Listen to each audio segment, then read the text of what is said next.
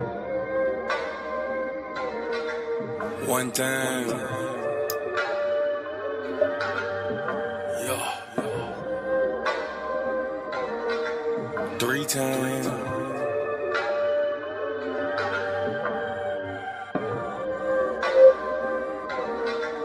4 times.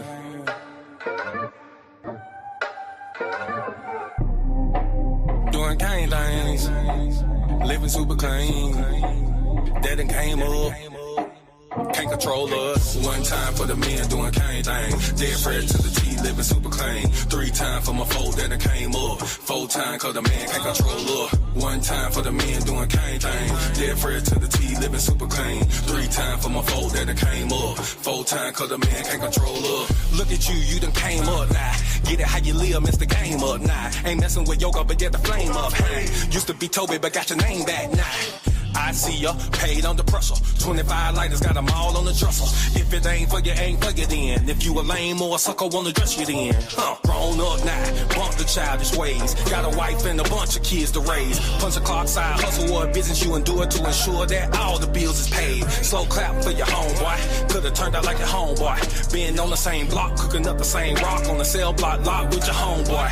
But no, you had vision, you had goal. Brand new you on the old time road, take care of home where you bust your low. Black men don't cheat, screaming bond these hoes. Real men talk, real king ways. Still in captivity, but minds ain't slave. Got a little wisdom, boy, you PD grade. Giving out the knowledge on the stoop these days. 1 time for the men doing cane thing. Dead fresh to the T, living super clean. 3 times for my foe that done came up. 4 times cause the man can't control up. 1 time for the men doing cane thing. Dead fresh to the T, living super clean. 3 times for my foe that done came up. 4 times cause the man can't control up. 1 time for the folk that have moved up. Even if you had a slow start screwed up. Used to gang bang, now homie brewed up. Had a little plan, I had them blew up. Look at you like a man right now. Dressed to the T, smelling like a grand right now. And you ain't got nothing from a handout now. Just faith and hard work gets it planned out now. You could've took a bunch of dusty rolls. The hand dealt with a bunch of cards to fold. To stay hot while the world is freezing cold. The same plot, but the story's never old. Slow clap for your kinfolk. Could've been asking what your info. Prosecutor could be trying to do you in for the 2020 twins, so you passing out the info. But no, you had purpose, you had plans. I ain't throwing nothing, I'ma say these bands won't impress y'all, don't need no fans. That ain't my God, who is that man? This real men talk, real king ways. Still in captivity, but minds ain't slave. Got a little wisdom, boy, you peep these grades. Giving out the knowledge on the stoop these days. 1 time for the men doing cane thing. Dead fresh to the T, living super clean. 3 times for my foe that done came up. 4 times cause the man can't control up. 1 time for the men doing cane thing. Dead fresh to the T, living super clean. 3 times for my foe that done came up. 4 times cause the man can't control up. Yeah, real man. Sheesh. Yeah, doing cane things. Living super clean. That done came up. 1 time for my king doing king things. Mom these hoes cause he know he got a good thing. I submit and I cook and I clean and I never hold back on that wop, I'ma let it rain. Made me honest, I got a ring. All praises to the most high, let it sing. A real man able, sister never came. And I ain't going nowhere, this is not a game. Look at you, girl, you lonely right now. Settling for bums instead of men the most high. He provide and protect so he get our respect. And he leading us aboard when them chariots fly. I don't really think you hear me though. You can't cross this bridge on some billy goats. Let them save you in the end like a Seminole. Be his help me, shout let the silly go. 1 time for the men doing cane thing. Dead fresh to the T, living super clean. 3 times for my foe that done came up. 4 times cause the man can't control up. 1 time for the men doing cane thing. Dead fresh to the T, living super clean. 3 times for my foe that done came up. 4 times cause the man can't control up.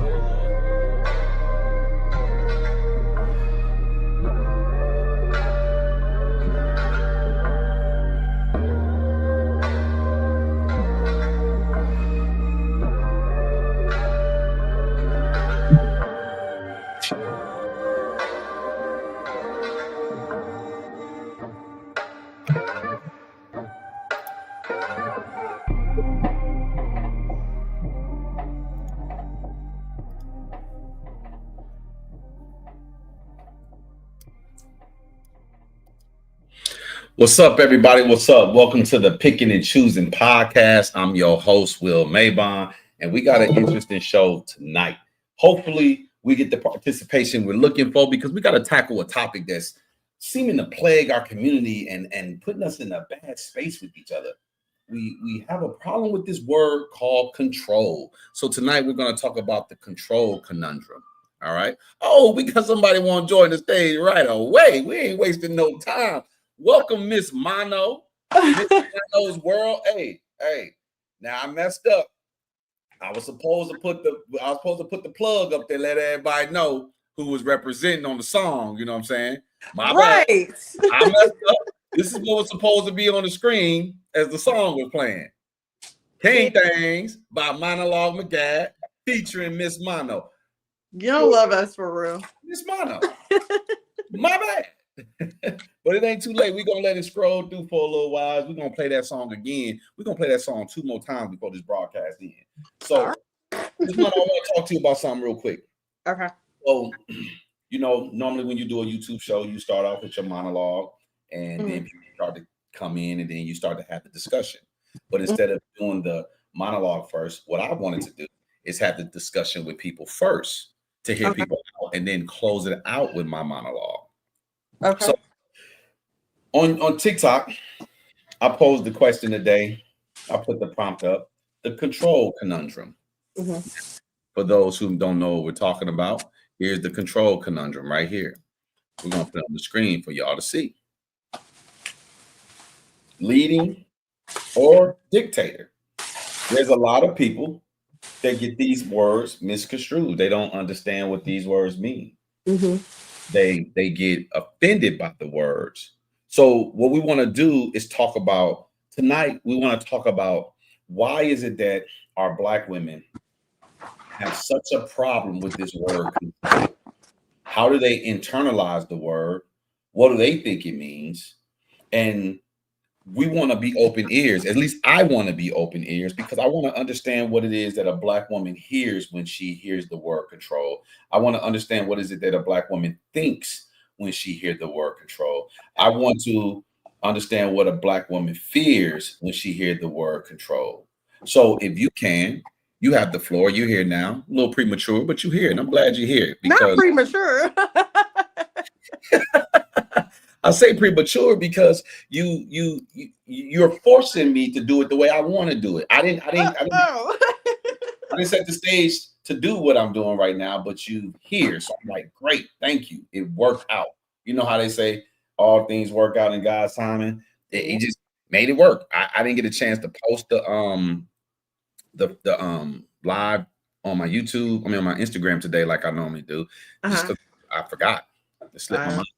But anywho, you hear. So the word control, what does it mean when you hear it?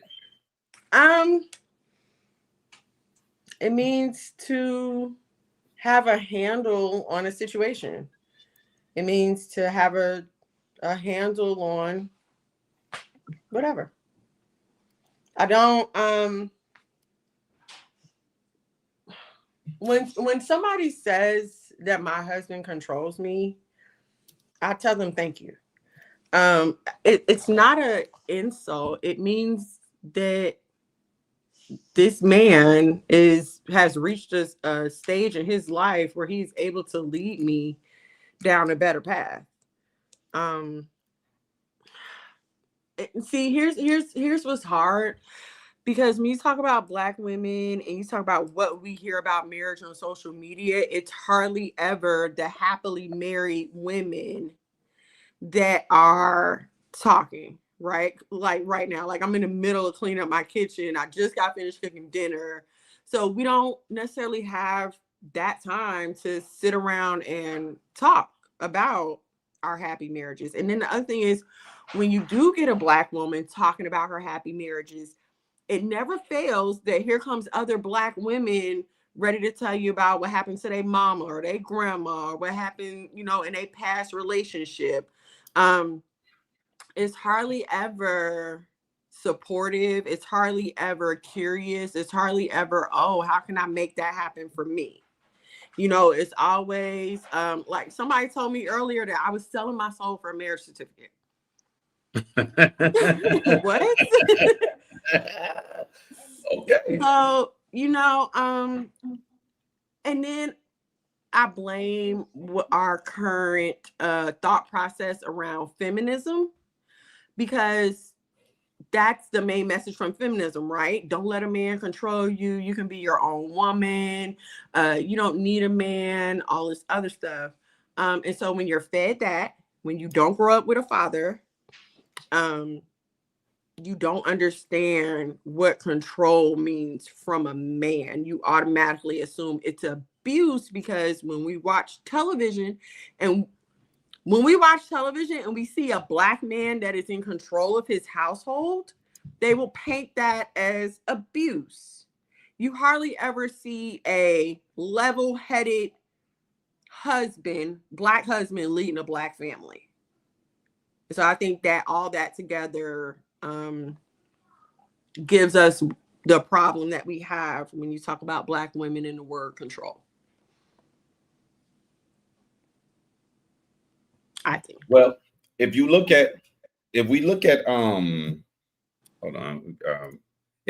at the word control, I pulled it up. It says, I don't know if you guys can see it well. It says the first definition is the power to influence or direct people's behavior or the course of events. Now, you know what? I got a little bit ahead of myself. Let me welcome Trinity.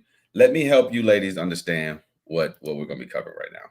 Hey, Trinity. So I got a little write-up. You know, your boy trying to get people over here. You know what I'm saying? Got a little write-up. Okay. You know, so today we're going to be talking about control. Specifically, we're talking about the biggest lies in modern relationships.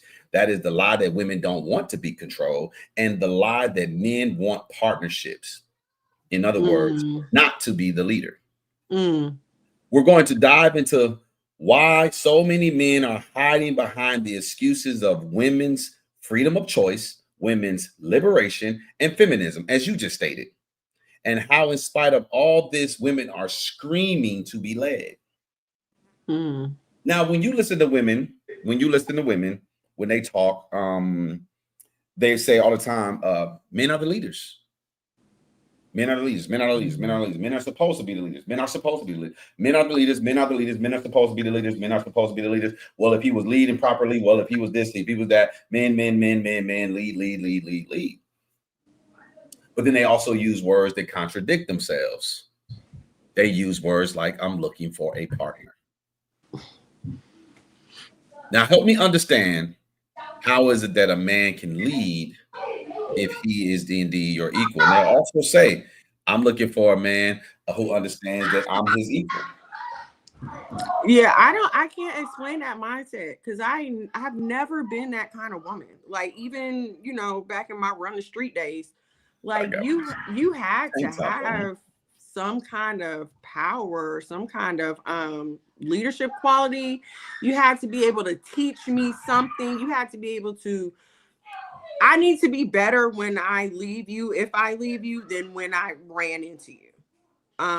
So I never wanted to be a man's equal, because I'm not trying to do the things that a man does. I'm not trying to do all that. I'm not trying to have the burden that a man has. I'm not trying to have that responsibility that a man has. Like, I'm just not trying to do that. And some people might feel like, oh, I'm trying to be lazy or whatever. But no, I feel like I've accepted my God-given role as a woman, and these are the responsibilities that come with that. If it looks easy to the outside world, then kudos to me. That means I'm so good at it. It looks easy. Well, you know, I think women just fight it so much that they don't realize it's easier than you think, because you're tailor-made to do it. Exactly. Now, I totally agree with that. I go to work. I don't wake up. I never wake up and think to myself, look at her still sleep. Look at them kids sleep. Look at her sleep. Now I got to go out here and I got to work hard. And then I got to come back and I only get a portion of what I earned today, because I got to split it amongst all of these people. Now I do. Let me take that back. I'm lying. I have said, ooh, When I ain't have her and these kids, this money went a lot further. However, what good is the money? I'm not Scrooge McDuck. I'm not just hoarding resources. When I go, I can take none of this with me. I'll be damned if I hoard my resources while I'm here on earth and then I depart. And then it's like, man, I could have done X, Y, and Z, but I wanted to be so filthy rich. What the Bible say, the birds don't sow, nor do they reap. They reap. Mm-hmm. Now, we are called to sow, and Right. we will have a time of reaping. And right now, I'm sowing. We sow regularly. We sow daily, just about. But we don't rest like we should. And that's part of our problem. We're not allowing our women to rest because our women aren't allowing themselves to rest. Our women are in constant competition with us. And that constant competition is burning them out. That constant competition is making it difficult for them to trust. That constant competition is making them feel obligated to provide some sort of safety net for themselves. It's amazing that we've got to a point now where a husband is not a wife's safety net. Well, okay. I have an aunt, right? And she wanted to be a stay-at-home mom. She did. She said the thing that changed her was the first time she went to ask my uncle for $1. He said, why? Now, mind you, this is back in the 80s when you go to the corner store and get something for $1, okay? So she wanted $1 to run to the store. He asked her why. And she said after that day, she jumped up and she's been working a job ever since. Okay. So I do have to say that every man just ain't cut out for the position. Like, well, the women don't have to get the men who ain't cut out for the position. Leave the men who ain't cut out for the position to the women who aren't cut out for the position. Okay. If you are a woman and you're cut out for the position, go get you a man that's cut out for the position. Now, my woman, she'll run things by me before she just spends money. But when it's things pertaining to this family, she don't run that by me. She has credit cards to go to the store, do what she want to do. She gets a paycheck and can go do what she needs to do. Now, usually she used that paycheck to pay off her credit cards. I'm supposed to be paying off those credit cards, but I ain't been doing it. She's doing it. but she yay. But the thing about it is, for the things that our family needs, she don't have to ask.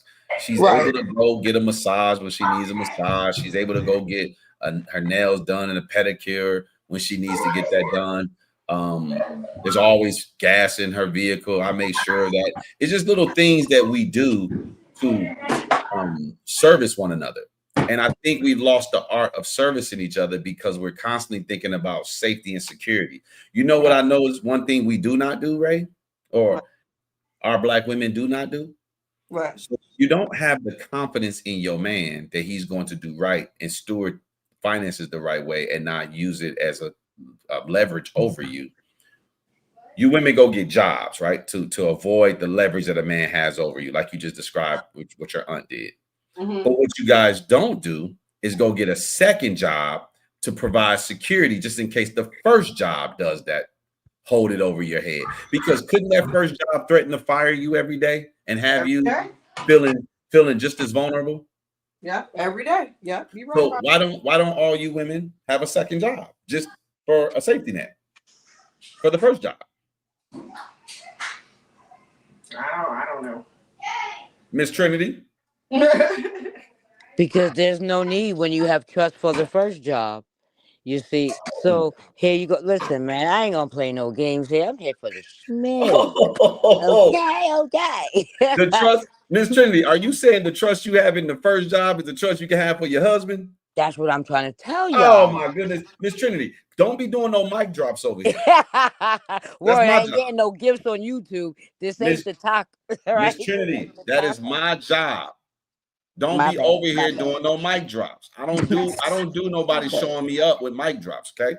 You can't be Mo Writer on Mr. Mo Writer show. Well, yeah, he could be more writer, but what he didn't count on was that I'm going to come in more better.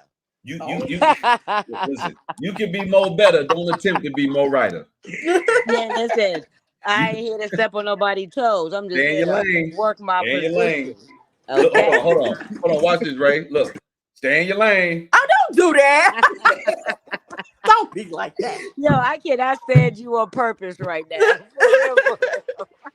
Hey, Trinity, stay in your lane. My bad. It's my bad. My bad. He said he has this under control. Okay. Yeah. I will allow him to believe that. Yes. As a matter of fact, I just put my cash app down there for a reason. Trinity, I expect you to send $5,000 to it before the night's over with. Appreciate you. You can expect that like everybody else's expectations. You see how that be working out for them, right? That's why you got your live. But I yield. Copyright infringement. I would hate to press charges on you and seek far more liquid damages than that. Okay. Now I'm gonna tell you right now, by midnight tonight, you on Eastern time with me. You got less than 4 hours. I expect to see 4 digits hit my bank account. And I'm not talking about nothing behind a decimal. Okay. So listen. ¿Cómo? No capisa inglés. That's okay. We'll file a lawsuit in Spanish. Don't make him call ICE on you, girl. Oh, let me find out. You trying to say I'm about to be like Ice Cube's truck? Hey, Ice Cube's truck. You didn't hear about it? They vandalized this truck because it's an Ice Cube. They thought it meant ice. And no way! I kid you not. They burnt it down. What idiot? He was on tour. He was on tour. That is so crazy. That makes perfect sense, actually. Listen, freaking idiot. As crazy as that is, that makes perfect sense. That had to be a prank. No, it was no prank. No, there's no prank in that. That was dead serious. He was on tour, and he came out after singing, or somebody told him like, "Yo, bro, his truck was torched. He was tight." Antifa did it. Wild. It was through Antifa. And the thing is, he was like not in support of Antifa, but he was like, yeah, they're just regular people. But yeah, those regular people torched the daggone his tour bus. Now he's singing now he rapping a different melody. Yeah, I bet he is. Oh my God. Hey, that makes perfect sense to me. Makes perfect sense. Hold on, let me try to fix this real quick. Here we go. So, ladies, what do we do? What do we do with this? What do we do with the dynamic that we have between the words control and the words leadership? Because women keep saying that they want leaders. They want a protector. They want a provider. How is it that you're able to protect that of which you don't control? Yeah, I've always felt like that. And that's why when people, why your husband always calling you, why he always got to know where you at, because how he gonna protect me if you don't know where I'm at? Who's saying that? Huh? Somebody actually asked, they say what? Why does my husband always have to know where I'm at? Why is he always calling me when I'm out? Why y'all always checking in with each other? Why wouldn't we? I think my woman got my locator on. So if I try to go over there and get some nookie somewhere else, I think she'll find out. Oh, it ain't even about that. It's not about that. For me, it's just about if something happened to me, I need my husband to know where I'm at. So I know that's the excuse all wives use to get their husband to give up their location. I don't have my husband's location. Oh, I'm over here slipping. Hold on. I gotta have a family meeting. Hold on. I don't have my husband's location. I'm always at home, so you my phone right there. That's why I don't need my husband's location. I always know where he is. I just went back to work this week. Well, last week, my bad. Really, I've been kind of going back to work a couple days here, a couple days there, but I've been full-fledged back at work last week, and we're in full-fledged recruit mode right now. We're trying to bring on 10 new agents for my sales company, and we just demolished a few houses with a real estate company and development company, and we about to break ground on some monstrosities. One day I'm gonna go live when we start the when we pour the concrete, and I can show y'all just how wide the footprint is when we pour the concrete, so y'all can see how big the houses are going to be. Oh, yeah, awesome, yeah. But no, I think I don't really care if people have each other's location. If they do, they do. If they don't, they don't. It don't matter to me. I mean, you know, some people don't. I don't think the women per se need the men's locations, but I definitely think the men should have the women's locations. Again, it's a part of protection. But I don't care if my woman has my location. If y'all husband give y'all hit their locations. It is what it is. To each their own when it comes to relationships. I don't think that's necessarily a structural thing that needs to be addressed. I don't think that has anything to do with the fruitfulness of the relationship. I think that's just semantics of how people, you know, the nuances of different relationships and how they decide to operate. So I don't want people to get bogged down like, oh, I should have my man's location or he should have my location. If you do, you do. If you don't, you don't. Who cares? But when we was growing up, did our parents know where the hell we was at? Hell no. And if we wanted to payphone around, you couldn't even call them. Okay. They just had to sit there and wonder the whole time. And they weren't wondering until it got to a certain time. You know, we was far less stressed back in the day. It's just you didn't have all this technology keeping tabs on people, so you didn't worry about things. We didn't know to worry. Now we're like, because I could know, I should know. And it's like, no, you don't have to know. You don't have to know. And we have our locations on. That location don't tell you where the person's at. It tells you where the phone is at. That part. You know what I'm saying? You would put that phone any damn where. You put that phone in the place you normally go and leave it there and go somewhere else. Oh, my older kids, my girls have showed me how they do that. So on my Find My, they have one location, but on Life 360 is their true location. They changed I don't know if they like switch it to the iPad and leave the iPad in the house or some kind of way they do it to where the Find My is on whatever device they leave at home. But on Life 360, I see where they at for real because they got their phone with them. What is Life 360? What is Life 360? Really? Is that Microsoft? Something to do with Microsoft? That's funny. No, it's a location app, but you can tell where everybody is at any time. You can tell how much their phone is charged. It gives you a weekly driver report. So every week I can see where they went, were they speeding, were they using their phone when they were driving, did they brake hard? If they get in an accident, it alerts me. I love Life 360. I love it. Yeah, you're gonna have I don't want that app. I don't want nothing nobody can produce in court. Like he was right here, he was going this fast, he was doing this. No. It can get you out of situations or it can persecute you. And trust me, it will work against me more often than not. So no. Now it does mess up sometimes because sometimes it'll tell me that my kid is somewhere else and they'll be at home. Got you. It slow to update or whatnot. Yeah. Got stuck on a tower or something. I get it. Hey, it is what it is. But Miss Trinity, can you please explain to me why is it that women are looking for leaders, but they don't want the leader to be in control? I'm thinking. Hold on. I'll take your time. You know, we ain't got because the leaders that they created with too many voices. It's just the three of us. So the leaders that they created to want is imaginary.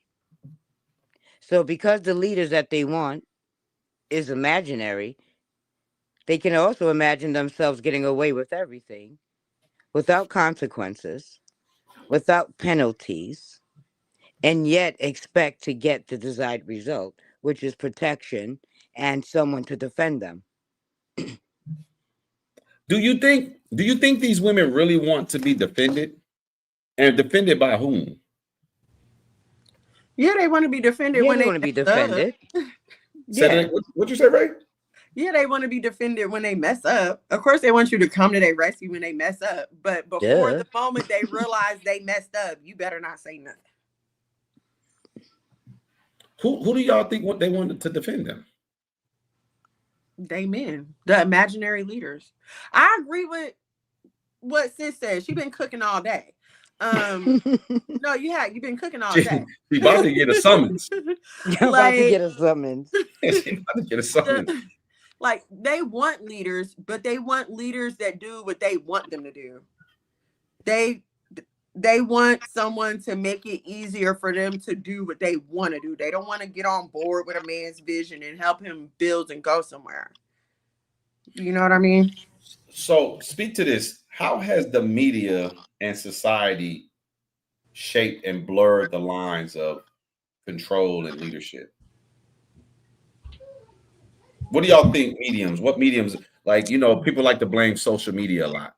Mm-hmm. Do y'all think social media really is to blame? Social media? No. Social media is just a platform. It's the people using social media at the level of their maturity, their level of awareness, and the limitation of how unhealthy, the limit of their healthiness or unhealthiness, depending on where you're coming from. That is what is the influence. But social media itself is just a neutral thing. It's a platform that serves as a capacity. Cool. Yeah. It's just a capacity for people to come on and talk, and whatever allows someone else to feel better in the moment, that is exactly what they're going to latch on to. So it's easier to feel better about not having to do anything and expect to have everything because you have a sense of entitlement. And then you got other people who think like you, kindred spirits, trauma bonding. And now you feel justified, and now you can rationalize and explain away why you don't have the man, because it's not you, it's them. And everybody that's unlike the man, that's your imaginary man, is at fault. The problem is every other man is not like her imaginary man, so she's going to be stuck in the cycle and loop of I want but I can't get because I refuse to become her. So where do you Ray, maybe you can speak to it. Where do you think this all stems from? Like, where do you think this started, this dynamic, this push? We talk about feminism. Do you think the feminism movement created this monster?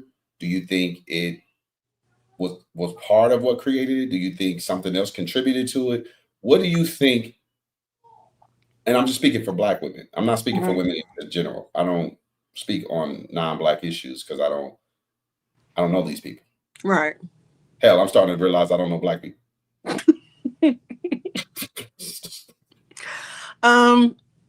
I think we need a harsher word than nigga. Nigga has been whitewashed. That word is not offensive. I'm still surprised that Black people get mad when people call them nigga.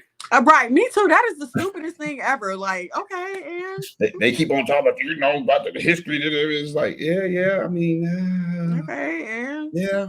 I mean, but yes, but no. Like, y'all still offended? Okay. Who am I?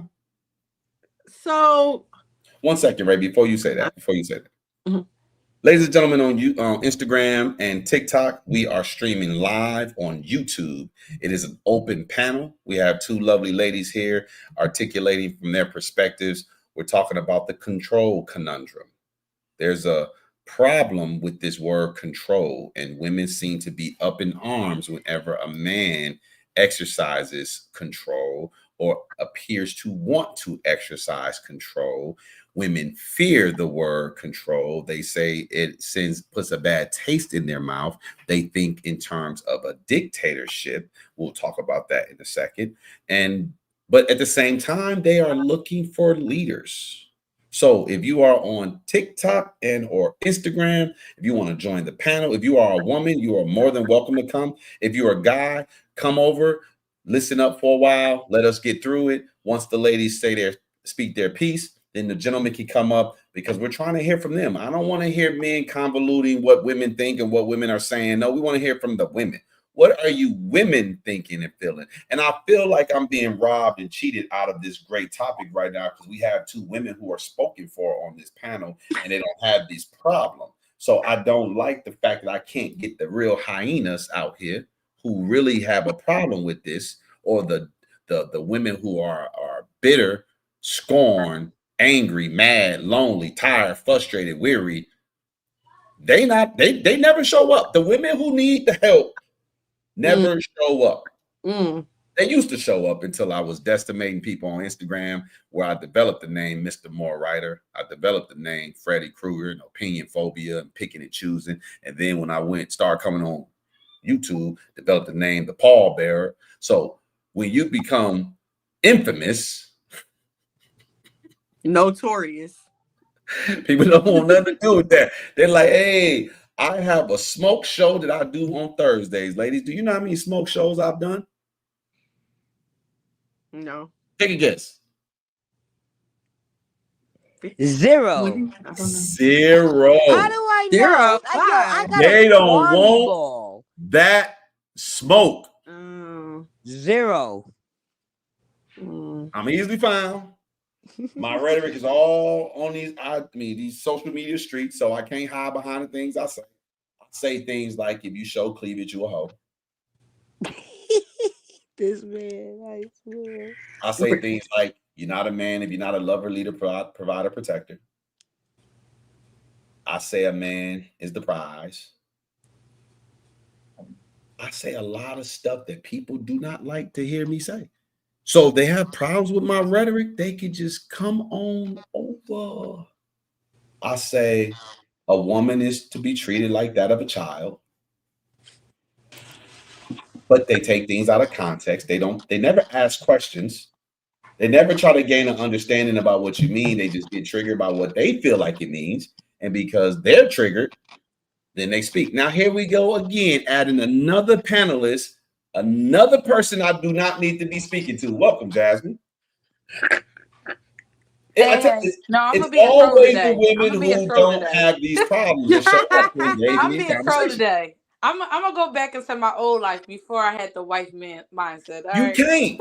You can try. Are you double-minded, Jasmine? No, she's a good supporter. Luck. Watch she mess up. I used to be. Not double-minded. A supporter. That's okay. We gonna back in time real quick. She gonna try. Watch she try, and she gonna mess up, and she gonna be like, I can't wear this no more. This don't fit me. Gotta take that jacket off. Try to put it on. Before used to fit all nice. She used to look at herself like, ooh.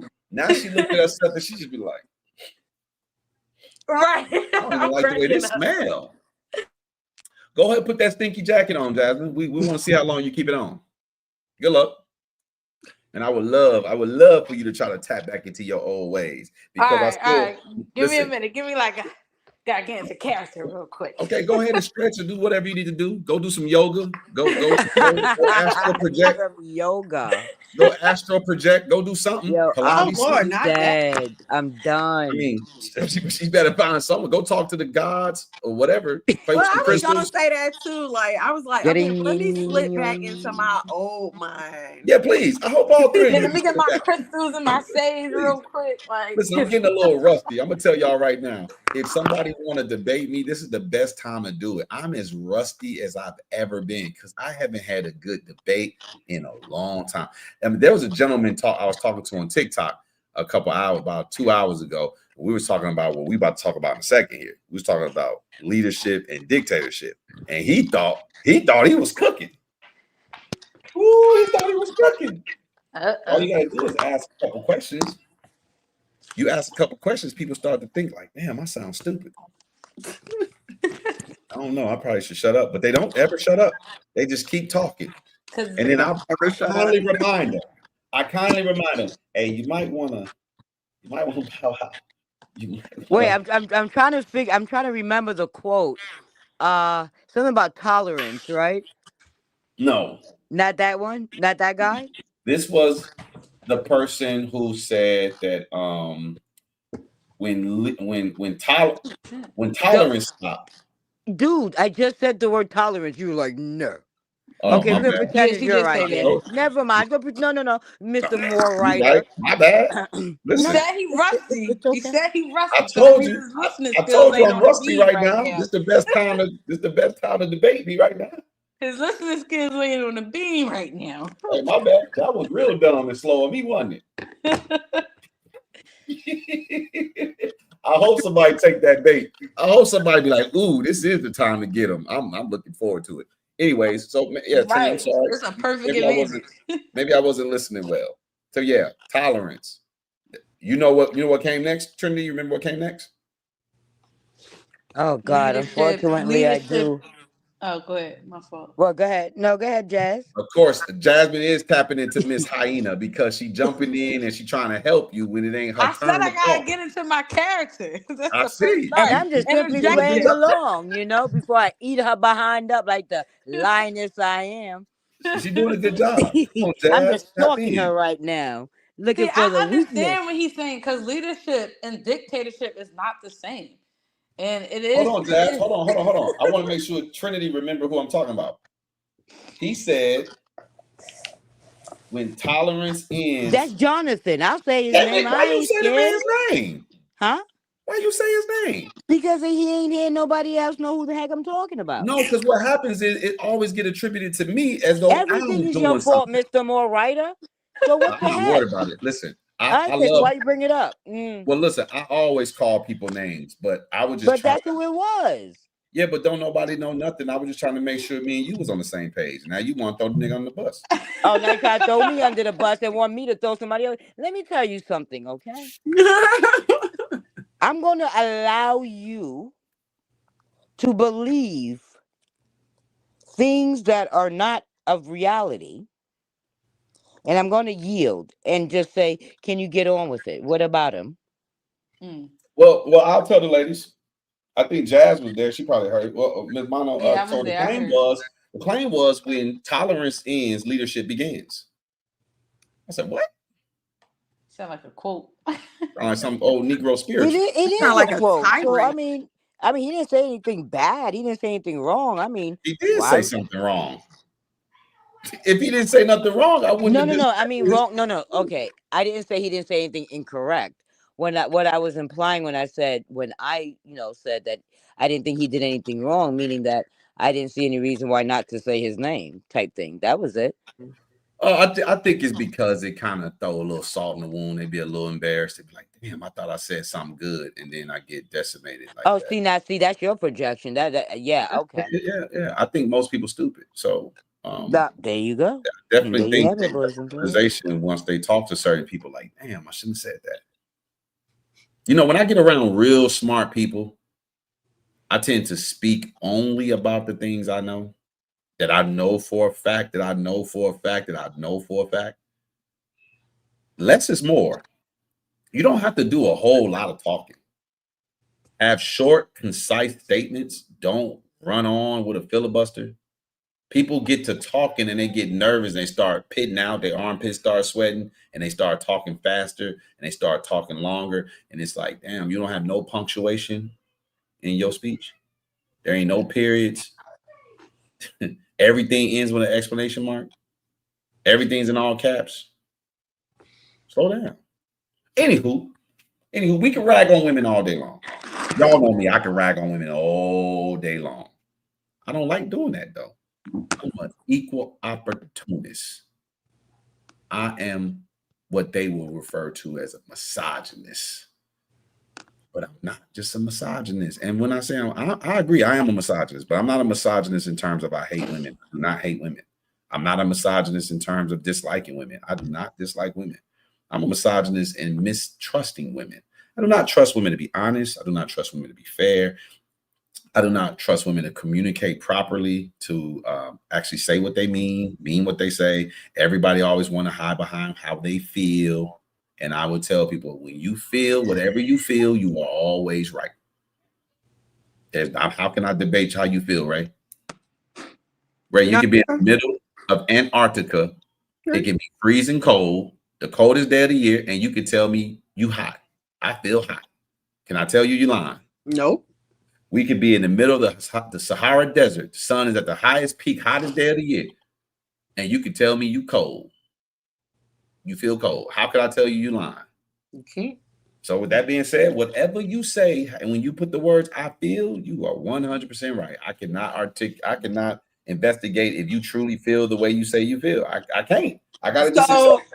Okay, but if your woman came to you and said, "Hey, I feel like, you know, I don't like this not fair, blah blah blah," do you take that as a starting point for a conversation, or do you just tell her, "Oh well, deal with your feelings"? Before I wouldn't. When I learned how to deal with conflict better, yes, now I do. Here's how I think we should handle conflict, ladies and gentlemen. You can take this. Hopefully it improves your relationship with your significant other and or your relationship with people in general. What's up? What's up, Mr. J? Hey, we over here on YouTube. If you have a YouTube, or if you got a YouTube app on your phone, you can go over to YouTube, picking and choosing. You can be in the comment section. And if you want to cam up, we're going to open it up to the men in a few minutes. So you can come on over here and join the conversation. If you want to stay over here on TikTok, you can, but I won't keep the live stream open on TikTok too much longer. I'm going to stay live on TikTok for probably about 15 more minutes. So if you want to come over here, brother, feel free to come over here. We would love to have you. So, Ray, how I think you should deal with conflict is this.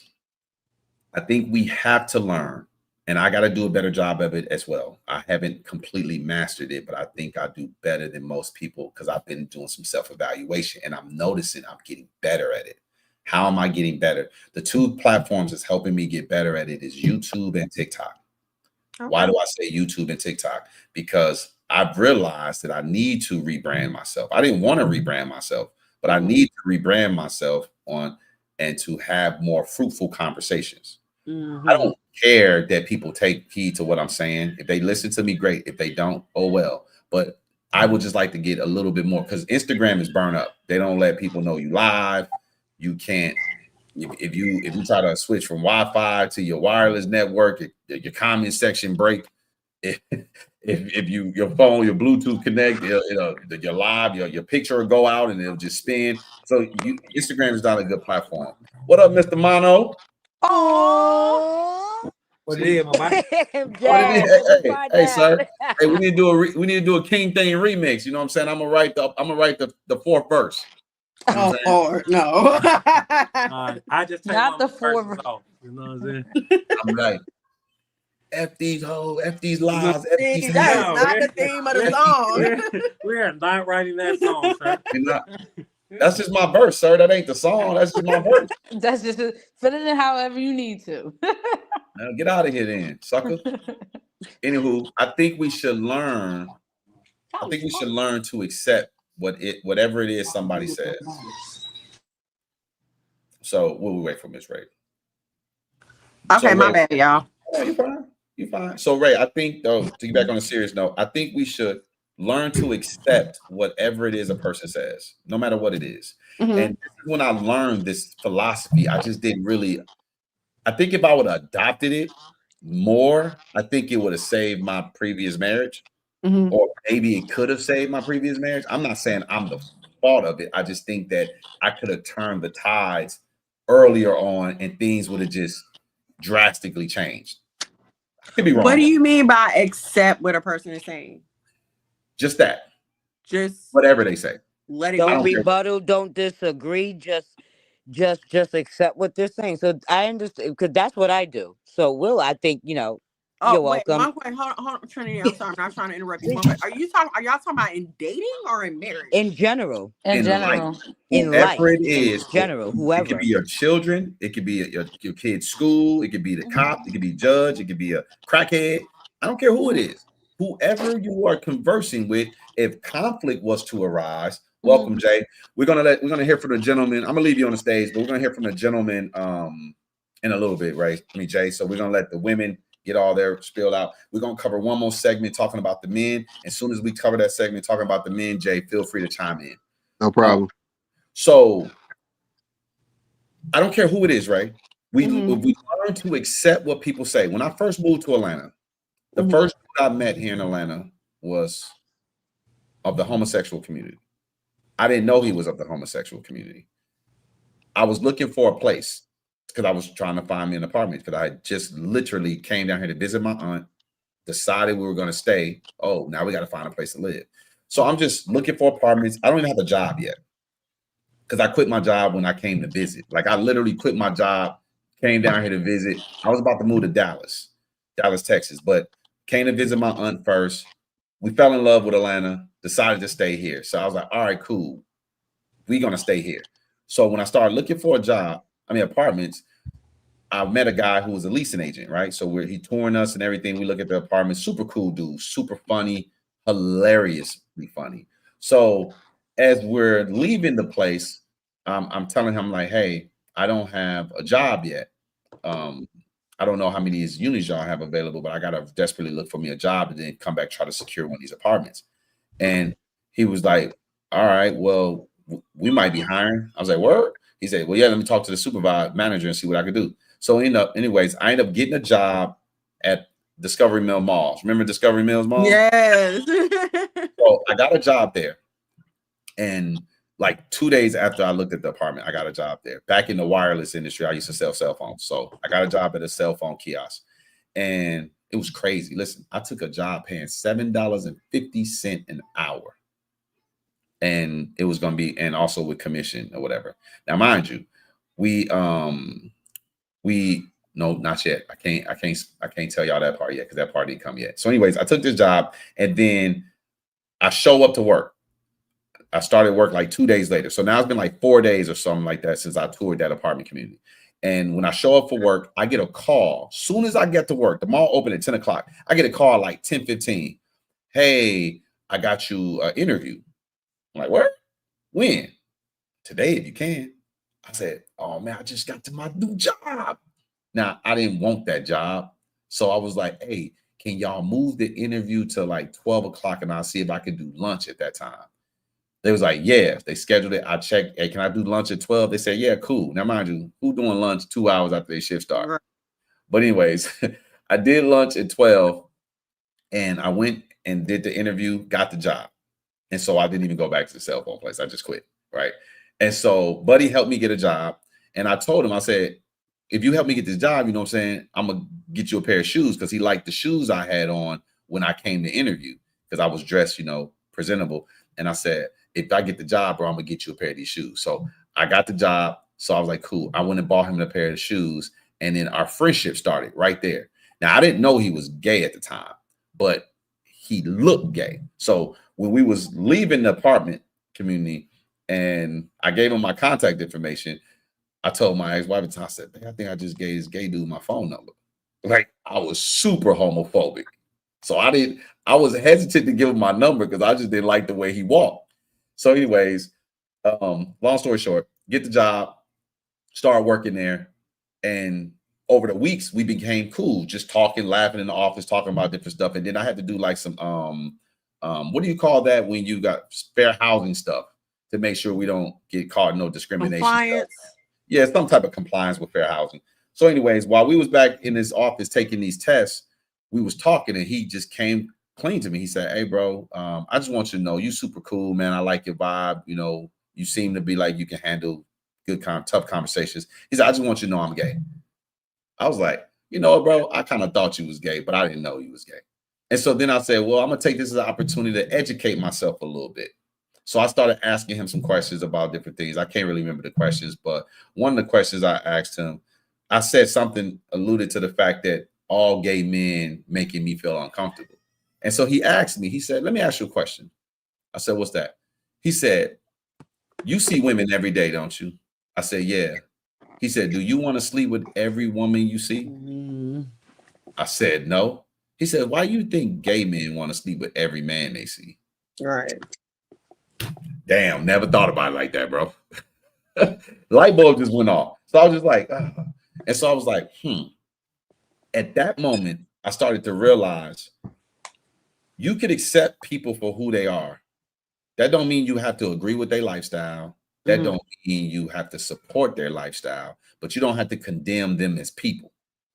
Okay. And so if I would have cultivated that more, I think a lot of my relationships that I have now that are not in good places would have been in better places, but I don't give a damn because one thing I don't do is I don't walk on eggshells. And most people, I'll be nice, I'll be kind. But when we get to the point where we need to have a particular conversation, we're going to have that conversation. And most people want you to always cater conversations to their acceptance, but they'll never accept you for who you are. See, the people that I have conflicts with, they want me to accept them, which I have. They don't realize that I've accepted them, but they have yet to accept me. That's why the conflict still exists, because they're waiting for me to change. I'm not waiting for them to change. I've accepted they are who they are. And they've reluctantly now starting to accept that I am who I am, but the relationships are still strained, right? We don't converse, we don't communicate. So if people learn to just accept what people say, what people think, what people feel, what people believe, it makes things a lot easier, because then once I accept that you are who you are, you believe what you believe, you think how you think, hopefully it will soften my heart, which will also open my ears so I can then hear exactly what it is that you're saying, and I can process it, and then I can wrestle with it and can come to a conclusion as to whether I agree or disagree. Too many of us try to understand people when we haven't even accepted that they have a position that's different from ours. Think about that, Ray. You tell me something that I just vehemently disagree with, but I'm automatically telling you that you're wrong, not even taking into consideration that you might be right. Because I have my expressed bias, I'm just going to say wrong, in the story, nothing else to talk about. And then as the more you try to explain yourself or help me understand, the more I reject it, the quicker and easier that wall start to form with you and how you view me. I do this on Instagram. I've been doing this over the past couple of years. I'll badger people, so to speak, with questions because I'm trying to understand. Trinity could attest to it. Jasmine could attest to it. People hate my questions. And I keep telling them, I'm just trying to understand you. I've already accepted that me and you disagree, or me and you on opposite sides of this perspective wise, but I'm trying to understand you. The only way I'm going to understand what you're saying is by asking you questions and getting an honest, transparent answer from you. So anyways, I think you need to accept people, then gain some understanding, then determine if you agree or disagree. Quit rushing to try to understand people. Quit rushing to try to force people to understand you. If they haven't accepted that you think differently from them, you are wasting your time trying to explain to them.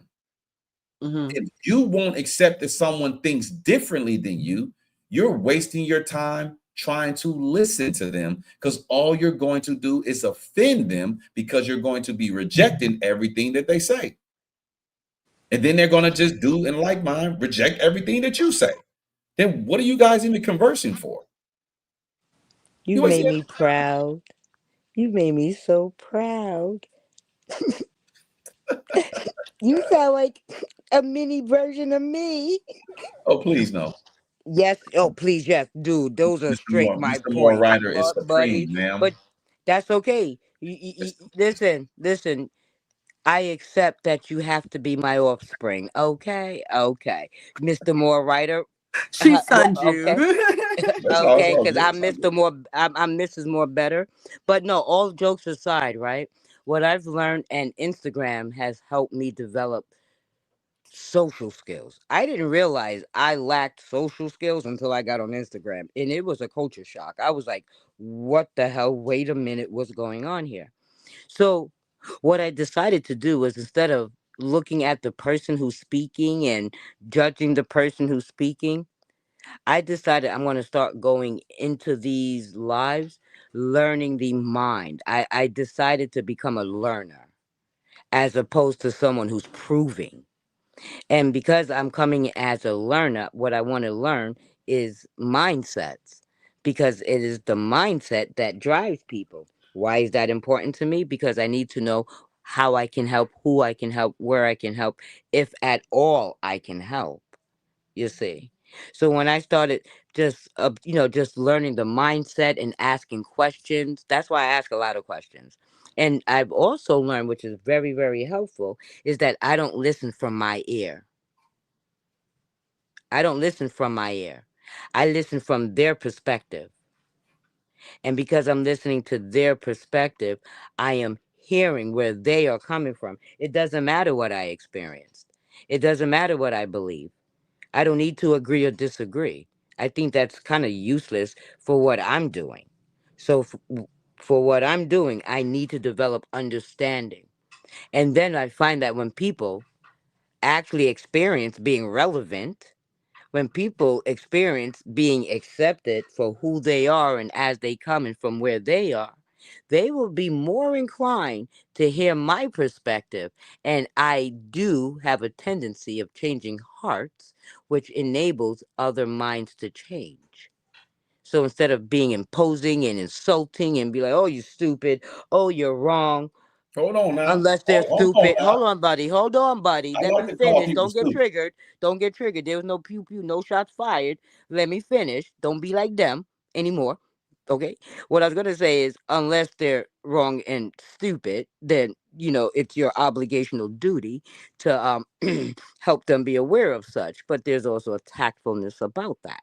But needless to say, stop going in wanting to do anything except to understand the person, learn their vernacular, learn how they understand the words. I mean, it really takes effort to be an effective communicator, right? Because you actually got to get to learn who the speaker is, where they're speaking from in mind and in heart.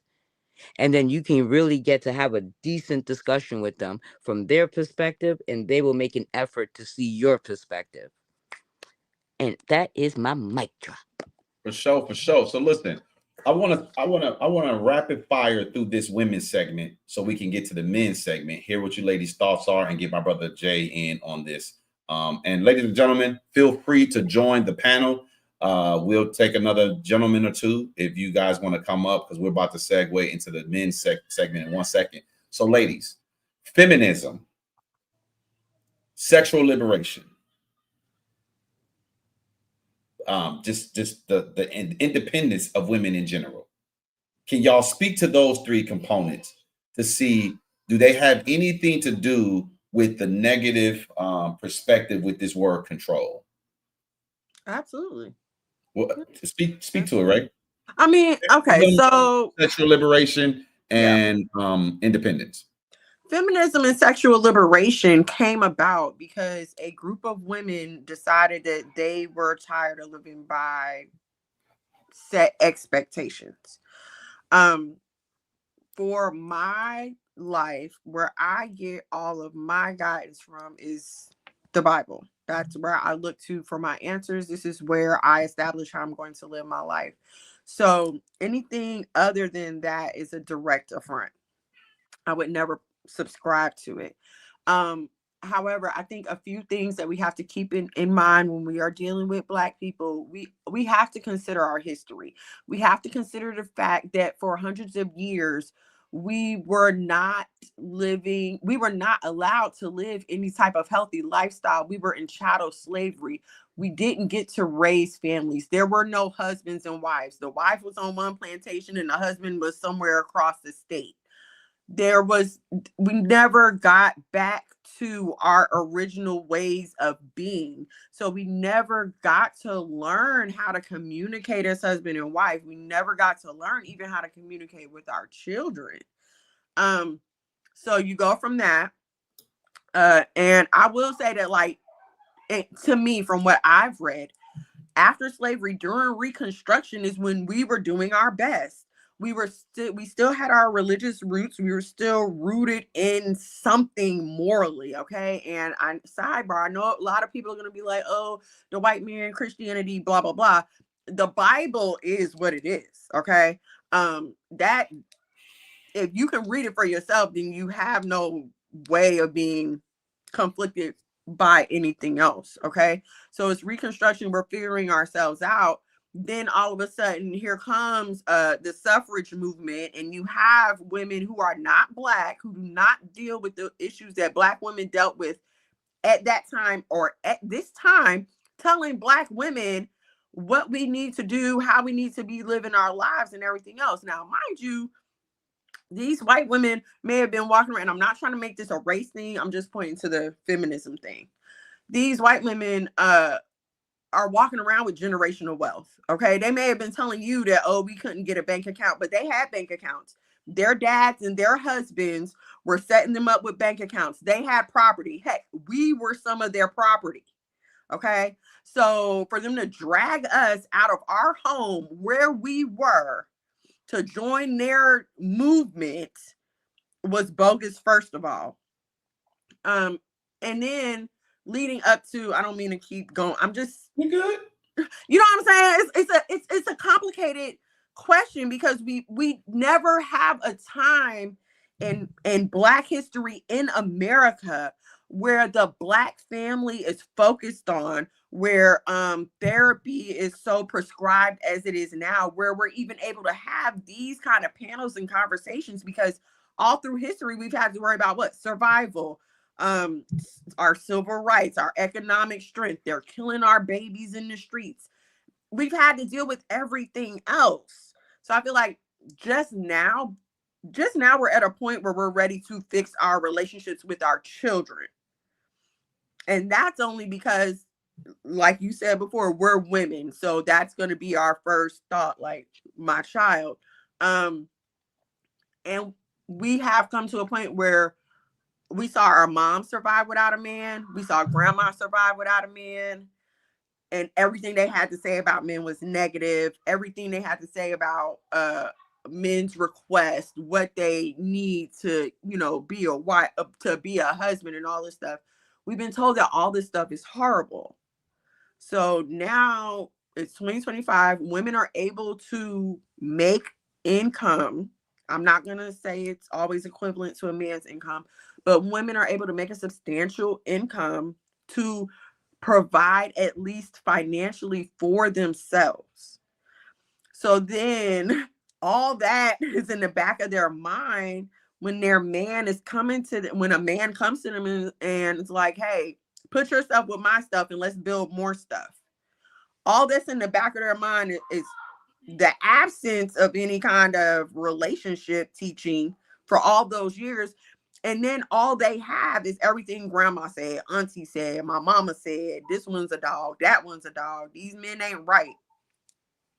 Where have we ever, as a people, had a revival of the Black family, a revival of Black marriages? When has that ever been our focus? When has we ever had a chance to really feed that?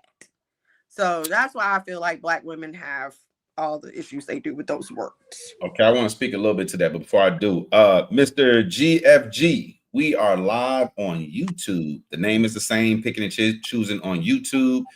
If you want to join the panel, we're about to talk about the men's segment in a second. Right now, we're kind of talking about women, but we're about to transition to men in a few minutes. If you want to join the panel, my brother, feel free to come find us on YouTube. We'll be here for a little bit longer.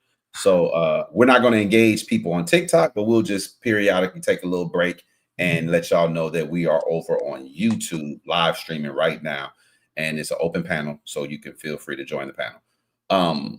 So, Ray, a lot of times we hear that we can't fix our current state because we don't know our history, or we haven't rectified the history. We're still old reparations or whatever the case may be. Let's bring it to a smaller scale, because reparations is a big topic.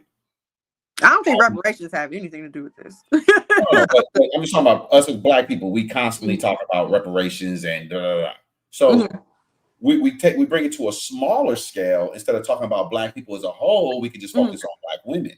Okay. And we just focus on Black women, and we're still talking about injustices, right, that were done to Black people, but we're going to remove the Black men and just talk about injustices done to Black women. Okay. So when we got past all of that, when we got past all of Reconstruction, when we got past, slavery, segregation, Jim Crow, Reconstruction, we got past all of that. Now we're living this life where we can cross the railroad tracks, we can intermingle, we can freely, openly date people of different ethnic groups without worrying about being strung from a tree. Our Black women allowed themselves to be hijacked by a group of white women, as Miss Kana said. She said, she said right here. She said it's rooted in YT supremacy because YT women started this mess. Now, whether that's true or not, that it's rooted in YT supremacy, I'm not speaking to that.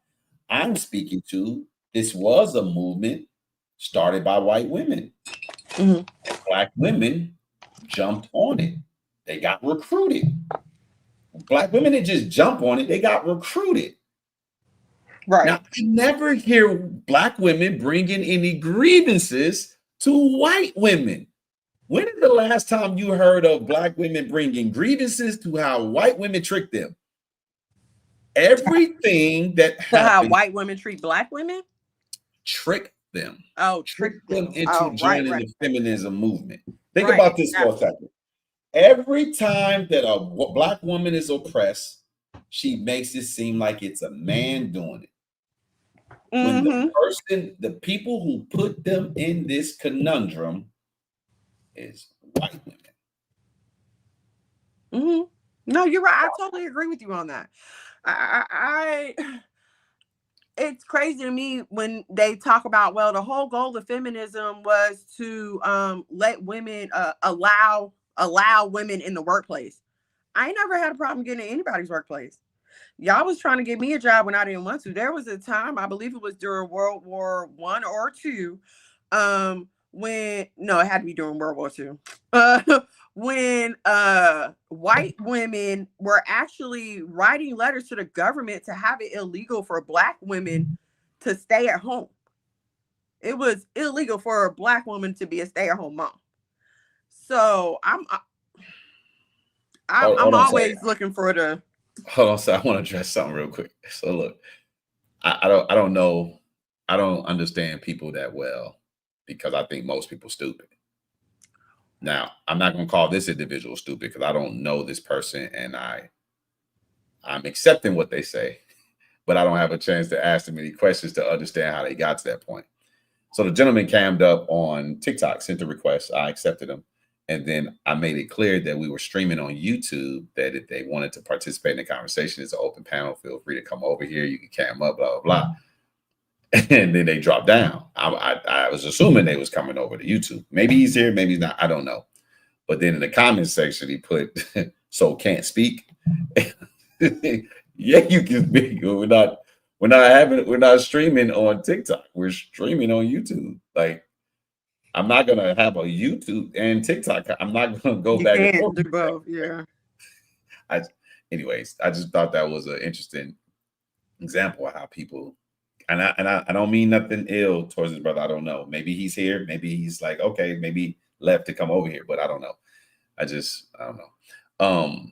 But I'm awaiting our Black women to bring up their grievance with white women. I don't want to see them do it in like get into a big conflict about it. If they do, they do. But I'm just saying, I think their anger is misplaced. I think their frustration is misplaced, and they're blaming Black men for far more than they should be blaming Black men. Cannot absolve themselves for a lot of what we've done. But everybody got beef with the white man. Like, at the end of the day, if you want to talk about who's had the systems to oppress, who's had the means and the methods to colonize, brutalize. Who do you think? Let's say the white man is the big bad wolf, the enemy. But let me just say, I'm not saying that his woman wasn't right there by his side doing it with him. Let me say that. Understandable. I just think, if the white man is the enemy, do Black women believe that the Black man, and this is strictly for illustration purposes, ladies and gentlemen, I'm not saying this stuff is true. I'm just trying to test the logic that a lot of us have. If the white man is the enemy, should Black women team up with Black men to fight the white man? Or do Black women believe the Black man is capable of fighting a white man on his own? Like, what do you think the answer to that question is? We need a race of people do. Power. Right, exactly. I said that's what every other race of people do. Every other race of people, you see the men sticking by the women, they build their communities and they do their thing together. But my question to you though, do you think black women believe that black men are capable of fighting a white man alone, like mano a mano? Absolutely not. Okay, and they don't expect the black man to fight the white man. They want to blame the black man so they don't have to hold themselves accountable and do what the Mm-hmm. heck they're supposed to do to get whatever it is that they need to have done. That's what it is. I'm interested. Do you think black women believe that if the white man is the enemy to the black man, then chances are the white woman is the enemy to the black woman? Do you think that the black women are bringing up any grievances with white women? No, we're bringing them. No. I No, have yet because to you know hear why? any of these Because they grievances. don't care about the white woman. Their concern is about the white man who's giving them the paycheck. So they have more respect and they are more yielding to the white man than they are more concerned about being upset about her husband. Look at this comment right here. I think I had this one up here. I don't know. Look at this comment right here. Why Why is is opening opening bank bank accounts account? and credit cards so important to our women when the men were bringing the money to their wives anyway? Women managed the money. She was the bank. I'm, Can I I'm, say I'm something so to that? confused because, huh? Oh, Oh, sorry. Oh, I'll say this and then you can go, Jazz. I'm so confused about our sisters because I understood this to be the case when I was a kid. I saw that all the women were paying the bills and all the men would be giving the money to my auntie's men will give them the money and leave and go on the back with their six pack and sit on a crate and drink beer. We played outside and the women did whatever they did inside. That was how I was raised. That's what I saw. I definitely did not see men being the head of household when I was growing up. That's why I know there's a lot of soft dudes nowadays because men didn't take their rightful place on the throne. However, they did trust the women with the money, and I don't have a problem with that. If she's better steward of the money, let her steward the money. But I'm trying to figure out, when did y'all lose trust in us? Because this was in the 80s and 90s that men were giving their paychecks to their women. We're not talking about the 30s, 40s, and 50s. This was happening. I was born in Well, think 1980. about the 80s, babe. The 80s was when the AIDS epidemic and the crack epidemic arose. So with Mm, that being a factor, not because you said the 80s, right? So we have to take what yeah. was going on then. And a lot of people, men and women, were Yeah. getting strung out, right? And because that's the case, well, that really helped to destroy the community. No, but And I'm what not talking about that. I don't care about that. I'm talking about these lies. So the lie that black women tell themselves. I understand that there's infiltration that destroy our communities. I get that. That happens, right? We uh-huh. destroy, as Americans, we destroy other nations' communities when we go and we bomb them and we infiltrate them Right, and different right, things. right. So it happens. I get it. I'm not African nations do it to each other. It happens. What I'm saying is there's a lie right now that women tell themselves they don't want to be controlled. Men are controlling. Were men controlling when we were giving? And when I say we, it wasn't me because I wasn't old enough to do this. I didn't participate in this, but I did witness it. Again, I was born in 1982. I witnessed my mom's husband give her his paycheck. I've witnessed other women in my family, their husbands or boyfriends or whatever, give them their paychecks. And he take a couple dollars, couple $100, maybe $200, go get him some six pack. I shouldn't say $200 because back then six packs was hella cheap. You know what I'm Back talking then, about? you say $20 and have a good time. My mama gave me $20. That was my allowance for the month. I made it stretch with little Debbie cakes. You know how many little Debbie cakes Okay. you get at 25 cents a Debbie cake? Yeah. Oatmeal cream pies.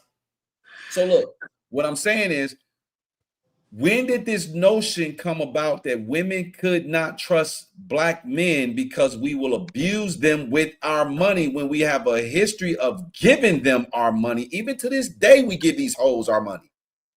Um, I'm gonna go out on a limb and say, since the unlimited access of the internet, where people are able to come up with their stories, producing fear into other people who don't feel confident in their ability to discern, pick, and choose the right person for them. And this is both, right?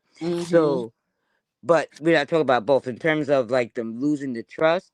It's like women come on and tell their stories, and other women in our feeling state listen to the stories, and we feel compassion. But even in the feeling of compassion and empathy and sadness for that individual, fear begins to develop, because it's like, I don't want to go through that. So, I'm going to get my own. And then you got your mama in your ear telling you, baby, you need to go get your education so you can go, when you get married, you can have your own money in case, he leaves you and you divorce. You can have something to fall back on, and you won't be solely reliant upon them. So instead of But us being prepared for marriage, we've been conditioned for divorce. even in that, Trinity, even in that, Okay. trust me, listen, I know plenty of women that were on Section 8. The men wasn't supposed to be living with them. The men were still living with them. The Mm-hmm. men were still giving them their paychecks. I don't know where this lie stems from, that women cannot trust black men because black men will abuse them with their money. Where did this lie come from? Because do I mean, y'all we can't act like there's not some rogue busters out there. Okay, I'm not on my first marriage, and I have deadbeats, okay, in my life. So there are some bad actors out there. However, just like we see on social media, the positive hardly ever gets spread. It's always the what am I looking for? Salacious. It's always the drama, the tea. That's what people want to spread. And then if I'm having trouble keeping a man, it's easier for me to reach back to some tea that my aunt or somebody or I seen on the internet. It's easier for me to reach back to whatever I can find to support the fact that it's not me, it's him. I understand. So are we in agreement that it's a lie? Heck yeah. So why can't we figure out a way to stop women from saying it? By being the change we want to see, by changing the narrative. Stop talking But about that. they are already the change they want to see. Listen, Okay, hold none on. of You these asked women. me, okay. No, I'm saying, listen to what I'm saying, Trinity. You are already that person, are you not? Yeah. Ray is already that person. Are you not, Ray? Mm-hmm. Jasmine is already that person. Are you not, Jasmine? Yes. Kanai, hey Kanai, welcome. Kanai is already that person. Are you not, Kanai? But you ladies are already the change that we want to see. Most women I know are already the change that they want to see. Yet this lie perpetuates itself. I don't know women who have been left high and dry because a man just left them. And if y'all know a woman, do y'all know multitudes of women like this, or do y'all know of a woman or two that this happened to? What They just got up and left. I don't know any. I don't know the question. What is the A man what, tries to control her with his money, and then he left her high and dry with nothing. No, I've never came across anything like that. Okay, that did Not since happen the to me. internet. That's That why I happened to me. mentioned the internet. It's access to people's Hold on, Jazz, experiences, Jazz, personalized. you got a lot of background noise. I don't know where you at. She's in her spaceship, according to TikTok vernacular. Okay, what you were saying, Trinity? Because she came off I was mute. saying it's just like what I was saying earlier. It's coming about because of information. Like there's plethora of information, and because we women we process the world through feeling, not emotion, right? But through our feelings, it becomes a scary thought that this thing could happen to me, and then you have more than one woman, more than one person saying pretty much the same thing. Now, if you tell a lie enough times, it becomes the truth, right? Mm-hmm. Repetitive information will definitely turn into a belief if the idea and a thought accompanied feeling comes together. That's going to be the form of belief. That's just how beliefs are formed. So it's the access to information about other people's experiences that probably that never even happened to them. Right. And that's the But hard part. I think part of that, because let me just say, I have been left. Okay, I've been left high and dry with children. Okay, just walked out. But did he first hold on? Let me control you with his money and yes, then leave? Yes, yes. Pulled up to my apartment. I was pregnant. No, I was in a house. Pulled up to my house. I'm pregnant with a Suburban, brand new Suburban. I'll give you this car. And because I had 2 kids at the time, you and the 2, y'all come live with me. But we couldn't hardly communicate. We was always arguing. There's no way I'm about to do this. He wanted me to take the car, come live in his house, and that mean, oh, you gonna do whatever I say. Okay. No. What I'm saying is actually control you with the money. Like you're together and you can't say nothing, you can't do nothing because he has all the money. Not he tried to proposition you. We were together. I was pregnant. But y'all was living separately, right? Well, yeah. Yeah, no, but I'm talking about actually controlling you. Like you live together, you got to ask him for money, kind of like the scenario with your aunt when she asked for the $1 and then she went and got a job. I'm saying actively controlling you with the money, because the scenario was this: we don't trust men because they're going to try to control us with their money, and then they'll leave us high and dry. So both pieces have to apply for this rhetoric to be true. We can't say, oh, a man tried to bribe me to come in and he'd say he'll take care of me, he made all these all these promises, but if you never took the bait and moved in the situation and then got done dirty and then got left high and dry, then this narrative still is being formulated and painted and perpetuated from where? Okay, hold on, because I don't agree with how you looking at it. Okay, you're saying we weren't together because we didn't live together. We were dating. We were in a relationship. He was taking care of my bills. Like we were together. I was pregnant. I'm expecting us. Was he a drug dealer?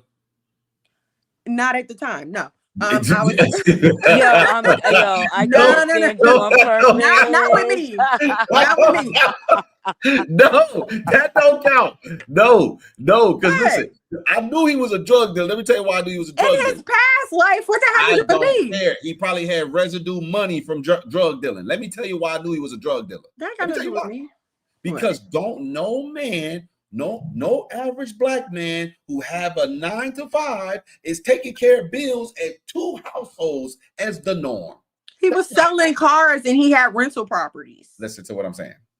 I don't know where the money came from. The rental getting sidetracked. Okay, selling drugs. Be that as it may, I'm okay. Part of the reason why this lie gets perpetuated, though, is because we don't tell the truth about our parts in it. I will sit here and tell anybody any day, I chose the wrong man. I knew he was the wrong one before I got pregnant by this fool. It was my mistake. And I think that's why these lies get spread, because we women won't sit here and tell the truth. Like, yeah, girl, it was me. This is where I went wrong. I'm not saying it's all on us or it's all on them, but we have to start taking accountability for our part in front of these younger women so they will learn to have a more balanced perception of relationships and not just thinking it's all on the men. Right. So what I'm saying, right, and I appreciate your transparency in telling your story. So here's what I'm saying. Ladies, there's always exception to the rule dynamics, but the rhetoric is being painted as if it's the rule. All these women, like, you know what's funny? I'll tell y'all what I used to tell women when I used to coach them. Stop coaching women a long time ago because it is a thankless. You don't make no money unless you got to really bust women upside the head financially to make money in coaching them, because the amount of time that you spend with them and the amount of stuff that you have to listen to, it ain't worth it. So I was like, nah, no. I would say, look, plenty of women will tell me, I'll say, hey, love or career? Would you invest all you have into love, or would you invest all you have into your career? The women will pick their career, and I will ask them why. And they'll say, because you can't trust a man because he might leave you. Okay. So give me the scenario. She said, well, I don't want to be living with a man and I haven't worked in 10, 15 years and then he decided to just leave me one day, and I'm left with nothing. I said, that's a little interesting. It's funny that you think this way, because if a man is with you and taking care of you for 10 to 15 years, you should be instrumental in helping that man develop and grow. If you're just sitting back reaping everything, not doing anything, not actively participating in anything, you're just basically having a cushion-free leeching lifestyle. And I'm sorry, but if you get the ride on cruise control for 10 to 15 years, wouldn't that be better than having to work for 40 years? Because most of you women are working your whole lives and you still don't have nothing to show for it at the end of your life cycle. So I don't understand why you're sitting here acting like it's still the short end of the stick. You getting over. You give me a situation where a person takes care of me. Imagine our parents allow us to move back with them and allow us to still be the adults that we are, still have the liberties that we currently have. Come in when we want to come in, eat what we want, talk how we want, do what we want to do with some rules, right? You're not going to violate. They're going to have some house rules for you. But for the next 10 to 15 years, all expenses paid. Would that not be a win? Hell yeah. I would never got married. Damn. So I'm confused as to how is that not a win with the person that you get to be intimate with too? Because when your man leave you, unless the woman has wise with her finances, when the man leaves, you got to start over from dump. You starting over from zero. Let's ask a question. Let's ask an honest question. I don't understand why is anybody starting over from zero. I mean, just because the man is taking care of you, taking care of the bills, it doesn't mean that you're supposed to be there as a bump on the log. I mean, what are you going to do when the kids leave? What do you have planned? It's like you cannot just expect to do nothing. I mean, what I don't know. What happened to passive incomes? What happened to all these manifesting women? Whatever happened to all of these, speak it into existence? If you could speak your man into existence, you could speak your bank account into existence. Well, let's talk about the other lie, Trinity. Trinity, let's talk about the other lie then. Here's the other lie, that the men are leaving. Why we keep perpetuating that lie? I think the men do leave. I think there's a lot of women who lost their men, and I think they lost them to jail or the grave because they had some salacious lifestyles. I don't think the average man who working a job is just leaving his woman. He not.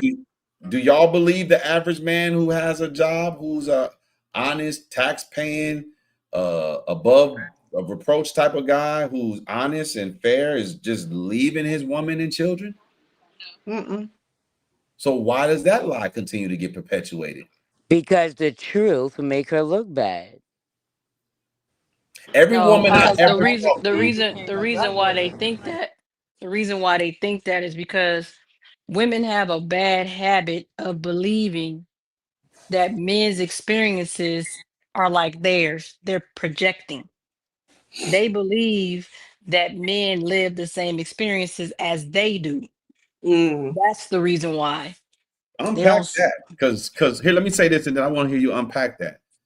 Every time I talk to, over the last 5 years that I've been on Instagram doing IG Live talking to women, I would say the overwhelming, probably 95% of the women I talk to, maybe more, maybe like 99% of the women I talk to, they all say that they've never been left by a man. They're always the one who's ended the relationship. But yet all these women keep talking. Like, ladies, think about yourselves. How many times has a man left? Will.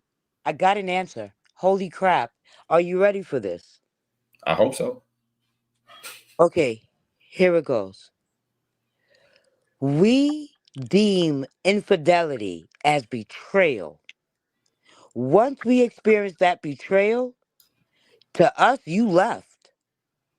We can't stay with you anymore. It doesn't matter if it didn't mean nothing to you.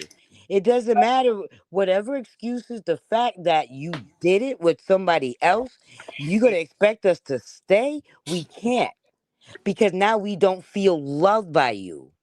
Men need respect, Women need love. And the only way one of the ways, the most vital ways a man demonstrates love, because you can say you love us all day, but if you don't show it to where we can feel it, we don't believe you.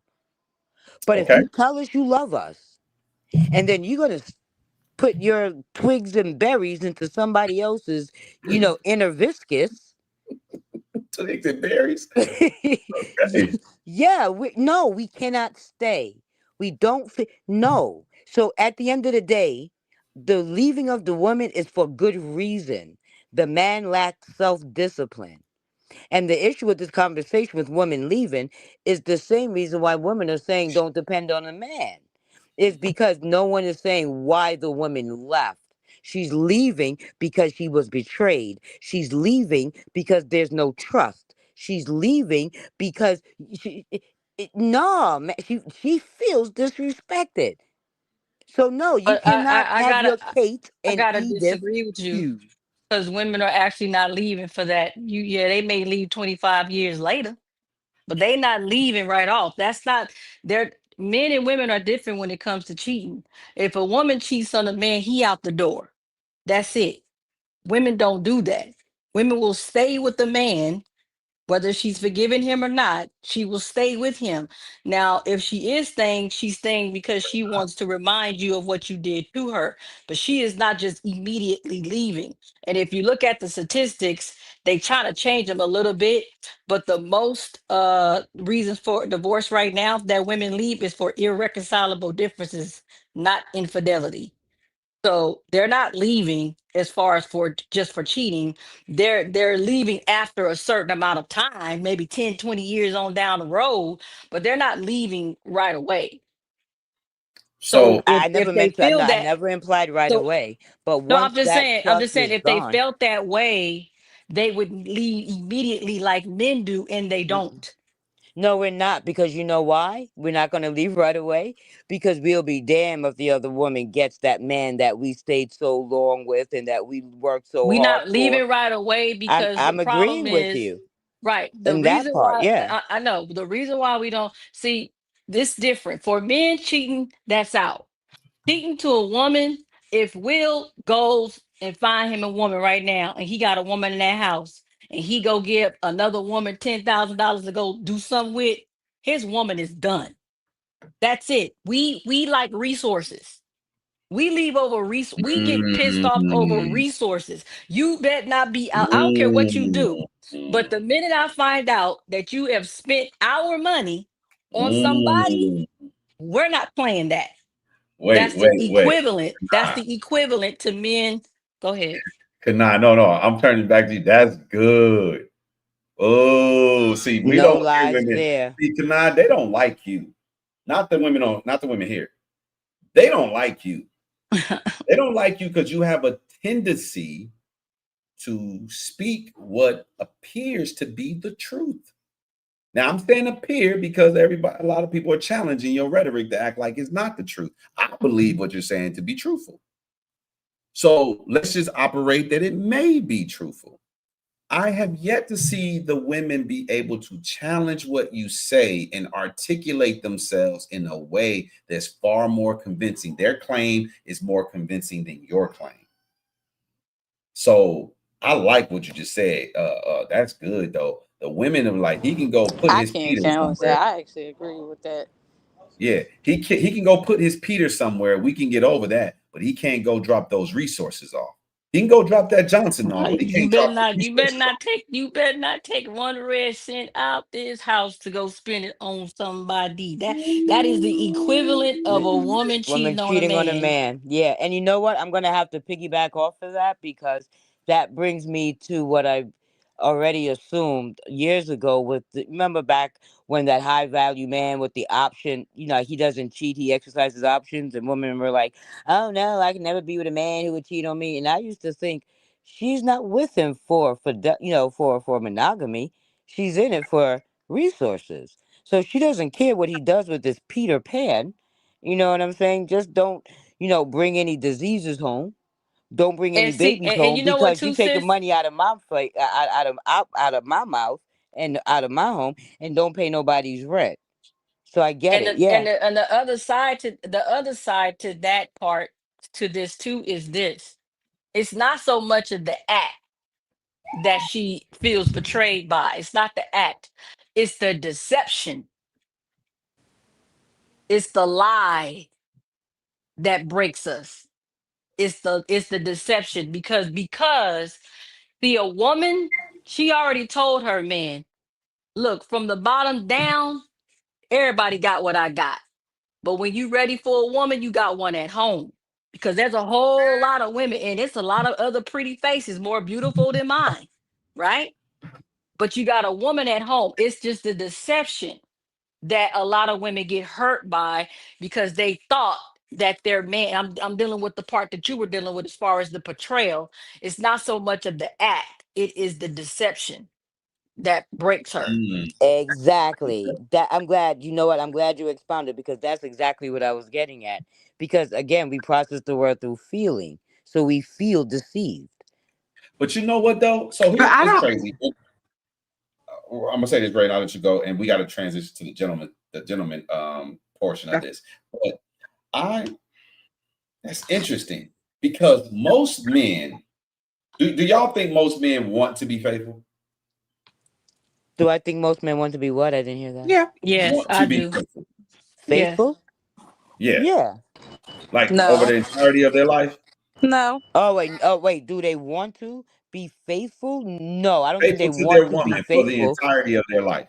No, I don't For think the they want entirety to No, of be not their the life. faithful. entirety. No, I Yeah, think so they grow okay, to that point. No, I'm because even 25. women at some point don't want to be faithful the Oh, whole entirety of their life. Yeah. well, a woman better be faithful for the entirety of her No, No, life. no, that you said no. once. We Mm-mm. ain't talking about they should or I should know, not. You said I one. heard you say one. I said, Mm-mm. well, she better be because listen, then do we not agree that the man is generally supposed to be the lover, the leader, the provider, and the protector? Mm-hmm. Would y'all want? I'm not saying you ladies. I'm just saying, do you think women in general should be okay with jeopardizing losing a lover, leader, provider, and protector for some Johnson? Did he provide her a sense of security, a sense of safety? Because that's what we need. We need our provision come from our senses. It's not Well, coming from a physical thing in today's time, we're talking right? about a I'm man gonna who's let me to Will's Go point, ahead, love. and that's what I was getting ready to say. Will, for me, and I know this is an unpopular opinion, so please don't come for me, okay? But my life experience, this is my personal life experience, has shown me that a man does not have to have any kind of feelings for a woman to stick his junk in her at all. He could not know her name. He could think she's ugly as a dog. If it, you know what I'm saying? If it's an opportunity and he wants to take it, he's gonna take it. I'm not gonna take that as something against me. Me and my husband had this discussion before we got married. If you choose to go out there and carry on with someone else, for me, it's the degree in which you did it. Was it a one night stand, or were you having a relationship with this woman? Like, were you over there making her false promises? What exactly happened? For me, I'm not willing to throw away my marriage over a one night stand. I'm not. Now, and I don't think most women are, but they'll get on these apps and talk like they are. No, I'm They'll not. get on here and yap that damn trapper and they up their damn neck. They'll talk. Here's the thing, ladies. The reason why I'm bringing this up: if a man, let's just talk about, let's talk from a positive perspective that you have the right type of man, and don't say, well, if he's the right type of man, he wouldn't cheat. I think cheating is more than just infidelity. I think when you violate the relationship, that's how we should look at cheating. When you lie to your significant other, when you harm them physically, when you betray them emotionally, when you do whatever you do to make that person look at you differently, that's a form of cheating. I think we should get to that and then stop thinking about just infidelity. And here's the reason why I say that. Because we like to talk about cheating because it's something that plagues men more than it plagues women. Well, when you look at it, if you're considering cheating just intercourse, yeah. But what Right, you said yeah. now, Yeah, so we look at cheating as harming the relationship. Mm. Ooh. Ooh. If we look at cheating as anything that harms the relationship, you're dealing with a different animal now. Yeah. Now, women can't talk about he cheated. Bitch, you cheated too. Trout mouth heifer, you cheated too. You denied that man.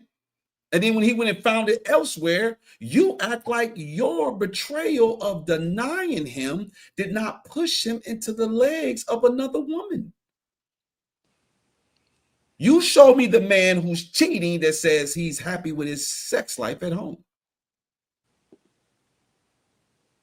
Anywho, the reason why I asked the question is because men in general would take a hall pass if the woman gave him one. Do you think he would? Yeah. Abraham did. Yeah, I definitely see some women. I'll be like, ooh. But I don't sit there and lust after them. I just look at them like, ooh. And all them woo women. Listen, if I was single still, and listen, it don't take much for woo for me. All right. When I was single, I dated on a scale of 1 to 10, I dated 2 through 10. Oh, Lord. Well, who gives a damn? I don't care. I don't like her. I don't even know her name. Right. Who cares? Listen, there's plenty of men. Listen, I know men who deal with zeros on a scale of 1 to 10. See, most of these dudes get up here and they lie. And we're going to talk about that in a second. We're about to transition to them in a minute. Listen, dudes get up here and they lie. They lie. Now, the only reason why I don't want to tell y'all I would date 2 through 10, because I don't want that to reflect negatively on my woman and make people think, ooh, she might be a 2. My woman ain't no 2. No, she's definitely a 10. Sis is a 10. Thank you. She's a great woman. And she's great if she leave me. She's still a great woman. She'll be stupid if she leave me, but she's a great woman still. I think that men in general would take that hall pass. I do not think women in general would take that hall pass. Will women take the hall pass? Absolutely. There's a lot of y'all that see, cut y'all purse when y'all see some dudes like, ooh, girl, I'll give it to him. Yeah. And if you would take the hall pass and you're not in love, you don't love that. Well, I can't speak to that. I'll let you women speak to that. I don't know what it feel like to love a man. I've struggled loving men my whole life.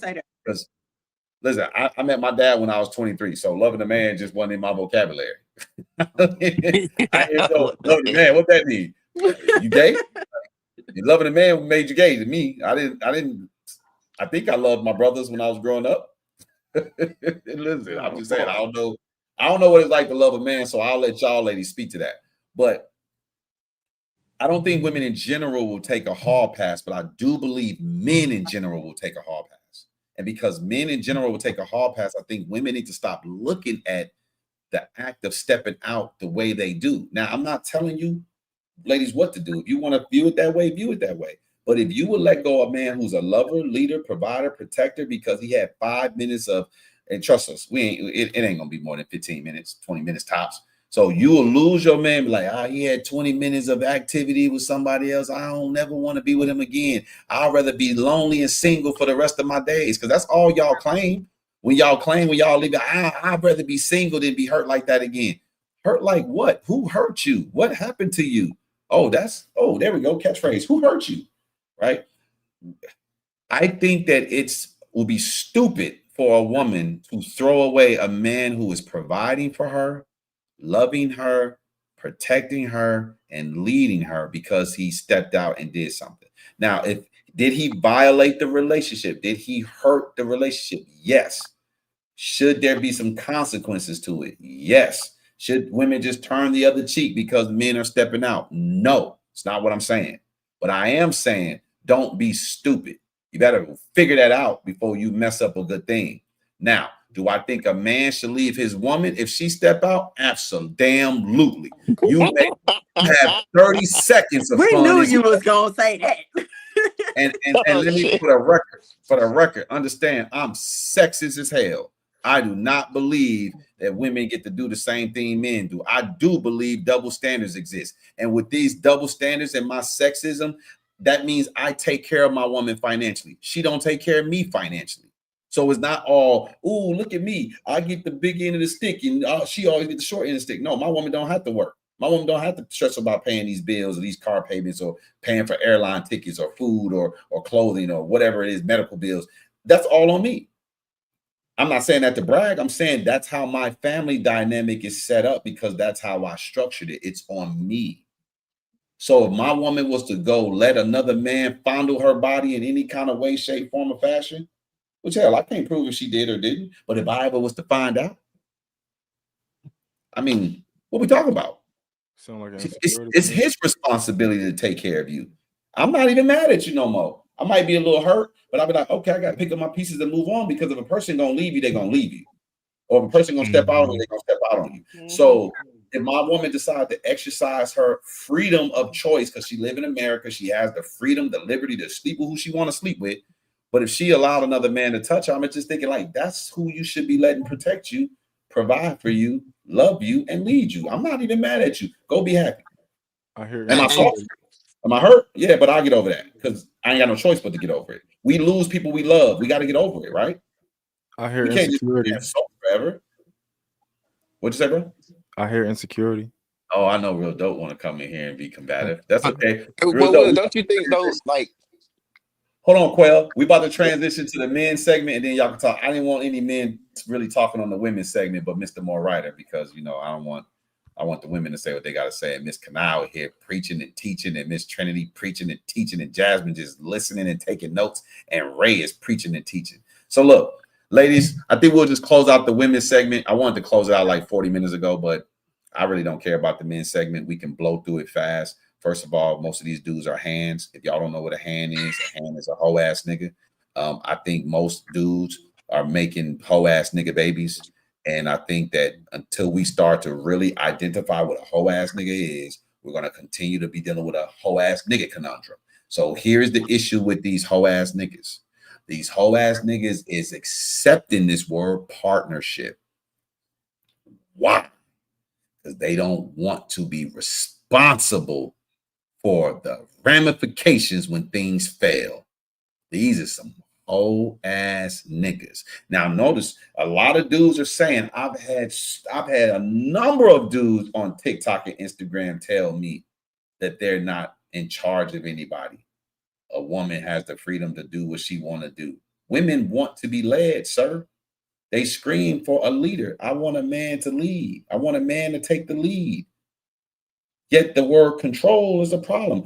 I heard a dude tell me he don't want no man. And he tried to tug on my heartstrings like that was going to work. He going to tell me, you are okay with a man controlling your daughter? You goddamn right, you dumbass nigga. You think I want my daughter out here uncovered? You think I want to be responsible? I have 4 daughters. You think I want to be responsible for them for the rest of my life? Hell, it's bad enough I'm responsible for another man's daughter, which is my woman. Financially, I'm to take care of her for the rest of my life. You think I want to take care of my 4 daughters too? No, I want a man to step up and take care of my daughters. I want a man to step up and protect my daughters. I want a man to step up and love my daughters. I want a man to step up and lead my daughters. I can't be in 5 places at once. My daughters and my woman ain't going to be in the same dwelling, in the same place for the rest of their lives. They scatter throughout the world. I hope there's a man in each segment of the world that can love, lead, provide, and protect them. But for these dumb niggas, nah, I want my woman. I want my daughter. I don't want my daughter. I want my daughter to have her own. So you want your daughter to have to deal with the elements in society and working and providing. And oh, that's right. You want your daughter to be a nigga bitch. Okay, cool. I got you. Yep. Because that's what they become. I'm not saying that you ladies, because you have a job, that y'all some nigga bitches. That's not what I'm saying. But I'm saying, y'all, when women develop that independence, it's like a cat. When you let them outside, you will never turn them into a house cat again. I think we're doing a great disservice to our daughters by pushing them into becoming career women. Y'all can say what y'all want. Oh, it's the modern times. He's so archaic with his rhetoric. Why all you women are so damn depressed, overworked, lonely, and miserable, and single mothers? Oh, y'all all got careers. God damn. What a coincidence. Because when y'all didn't have careers, y'all was married, y'all families was intact, and y'all was happy. All right, y'all, I gotta go. My man coming in, and he gonna be looking for me. So I'll be watching him, but I'm about to go. Bye. All right, Miss Ray. See you later. So, gentlemen, ladies, y'all can chime in on this segment. Gentlemen, hey, feel free. I don't think a lot of guys want to lead. I don't think a lot of men want the responsibility for when things ultimately fail. I think they want the freedom. I think they want to be spared, and they don't want the equivalent of a slut walk, shame walk. Well, hell, Will. Half the time, I don't think cats get with women that respect them in the first place. I mean, I think that's the biggest problem. Where it's like you get with a woman that has no respect for you, and that doesn't have any type of admiration for you. And a lot of times we try to make these situations work out because we think that we supposed to be dealing with and tolerating a whole lot of shit in relationships, and that ain't how it's supposed to be. Now, I think that at the end of the day, like you're gonna go through things with people, but it's all about how you decide to navigate through that. If you got somebody you gotta fight all day, and that you gotta that don't take the command from you, or you don't have any type of leadership to offer them, what the hell you doing with that woman? Well, I think that. Well, first of all, I've been talking about this for the past 2 days on TikTok that I'm asking these women, do they know how to vet men? And women don't know how to vet men. So I don't care that she found a dude that ain't no good for her, that she don't respect. That's on her. She deserves every piece of misery she get. Well, I guess what I'm saying though, Will, if we speaking on the men's side, like I'm not saying the women may or may not deserve that. But I hear a whole lot of cats that talking about women don't respect them, and you sign up for that woman. You sign up for it. Well, yeah, I mean, but okay, if the woman don't respect them, so what? Like, okay, well, But I'm not gonna tell no woman. I'm not gonna tell no dude his woman should be respecting him. Why is he with her? I I know guess that's that what you're was my saying. yeah. Yeah, I know that's what you're saying. Why is he with her? So So some things don't even need to be explained. Like if a dude get arrested because he was selling drugs and they talking about they about to lock me up for, judge trying to throw the book at me 25 years. I don't know what to tell you, bro. What we talking about this for? What do you want me to say?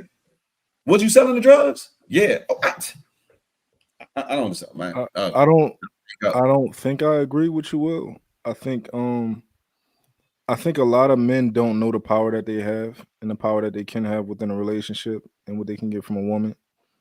And I think that Wait, you I going don't. somewhere else though, real dope. I'm not talking about Oh, if they understand how to get the power. Like, first and foremost, are they men? We first have to identify, are these guys men? hmm They're definitely a guy, they're definitely a dude, they're definitely a male. Are they men? yeah, that's a part of it. That's the only part of it. Because once you become a man, are you gonna waste your time dealing with a hyena? You're right. However, I think that like telling a man that, hey, your woman should be I think telling a man that your woman should be submissive to you in the same breath is like it's on par with telling him you need to be a leader. No, no, I think so. no. I think it's a holistic solution. I think it's a holistic thing. Let's go back and forth and let me prove it to you. You know my name is Mr. Moore Ryder. You Let's you you do it. have not forgotten that, right? No, let's do it. Okay, hold that thought 1 second. Ladies and gentlemen, we are live on Instagram. I mean on what's this called? YouTube. So for you TikTokers that y'all want to come up, Miss Lakeisha, I would love for you to join the panel. We had the women's section. You could have came up and and my man Chef John, come on up, John. We talking about the men's segment now. Feel free to come on over to TikTok. I mean, damn, I'm about to say keep saying TikTok. Come on over here to YouTube, man, and join the panel. So, sir, let's talk about this word leader. What makes a person, well, let's talk about men. What makes a man a leader? Um, not from your. Not, we're not using the basic idea just of having a follower, right? We're doing a little bit more in depth than that, right? No, sir. We're talking about what a leader is. I don't give a damn what you mean more in depth. So there's different ways that somebody can answer that question. Of course, I can tell you the basic. You know, as you have a follower, you're technically a leader, right? We can There you do go. that. We can take that approach, but I think it's so much more that entails what I would consider to be a leader. But how? Like How are when I you say leader, adding I to? don't How because are when you I adding oh go to ahead. it? I'm sorry. Go ahead. What makes a blade of grass a blade of grass? Um, I guess it's just being a blade of grass. Well, so what we talking about? We don't have to be like, well, bro, it is what it is. This chair is a chair. This Yeah, desk is a desk. We don't have to add all these other things, components to be like, to be a good leader. No, we're not talking about a good leader versus a yeah, bad leader. We're just talking about what qualifies you yeah. as a leader. What Yeah. So, qualifies you? so the reason that I say this is because when I use the word leader, if I'm ever using the word leader, 9 times out of 10, I'm not using it in the context that we just talked about. So that's not even what I mean when I'm saying it. I know there can be multiple definitions to a word, right? I'm not using the version that says you got somebody who follows you. But why wouldn't that's what a leader is? There's different definitions. That's not what I. That's not necessarily what I mean when I say it. It's a little deeper than that when I say it. Okay, so you're adding your perspective to it. Now you're putting a jacket on someone that they're not necessarily qualified to or even care to wear. You're Yeah. saying because this is how I view it. Now, I'm okay with your perspective. I'm okay with you saying this is what it means to me. This is what I think. And I'm not telling you you can't have your own perspective. But first, we have to deal with what it is, and then Hmm. we can move into the nuances of what it means to real Yeah. dope and see if your perspective is something that we should push out to the masses to try to say, Yeah. hey guys, this is a great representation of what a leader is. This is what we should strive for. But Yeah. the baseline is, what is a leader? A leader is just a person with a follower, and the follower is what activates you as a leader. Rock can't come up here. What's up, Rock? Rock can't come up here and be like, man, I want to lead Will and Real Dope. How we got names like Rock and Real Dope up here right now? The Monse Repo dad. But you the repo dad right now. D coined the repo. I should change mine to the janitor because I'm a janitor according to D, and you a repo dad according to D. So Mm. next time I'll change my name to janitor. Anyway, so if Rock comes up here and be like, I got this great idea, Will, you and Real Dope should be my followers. I'm like, what?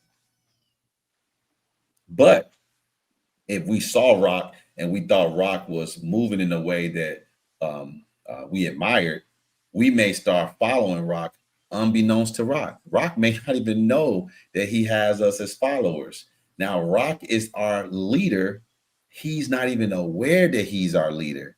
We're taking notes. We're watching the way he moves. We're trying to mimic his talk, mimic his walk, mimic his style. We're trying to regurgitate his words. And then it gets back to him. Listen, I saw a lot of little mini me's of me on Instagram. I saw a lot of people taking my rhetoric, using it, and I'm like, cool, whatever. It's about the message getting out there. I'm not trying to take claim for it. Like, if you don't want to give me credit for your perspective shift, cool, whatever. Mhm. But we all know where you got that rhetoric from. We all know why you start calling people what you calling them. It is what it is. Be Yeah. better. But I became these people leaders, and people used to tell me all the time, Will, you're a leader. You need to speak differently. You need to maintain your composure. You need to this, that, and the third. And I'm like, what are you talking about? I don't have any followers. Yes, you do. I said, who has professed to be one of my followers? Before you try to hold me accountable, you have to first make me aware that even exists. I can't hold Rock accountable because me and you, unbeknownst to Rock, decided to follow him. And now that we're following him, we didn't make Rock aware that we were following him. We just Rock started, aware. huh? You said rock aware. Oh wow. We didn't make Rock aware that we were following him. We just started following him. And then if we mess up trying to mimic something he do, and then try to hold him accountable. How are we gonna do that? Rock didn't teach us that. Rock didn't tell us to go do that. We just went and did it unbeknownst to him because we're trying to be like him. Like a lot of these cats trying to be like their favorite celebrities. Yeah. Well, you chose to follow a man that you don't know nothing about his real life. You chose to implement what you thought made sense to you because you trying to mimic him. Don't you can't hold that man accountable for that. So, sir, I'm sorry. I think to be a leader, all it requires is a follower.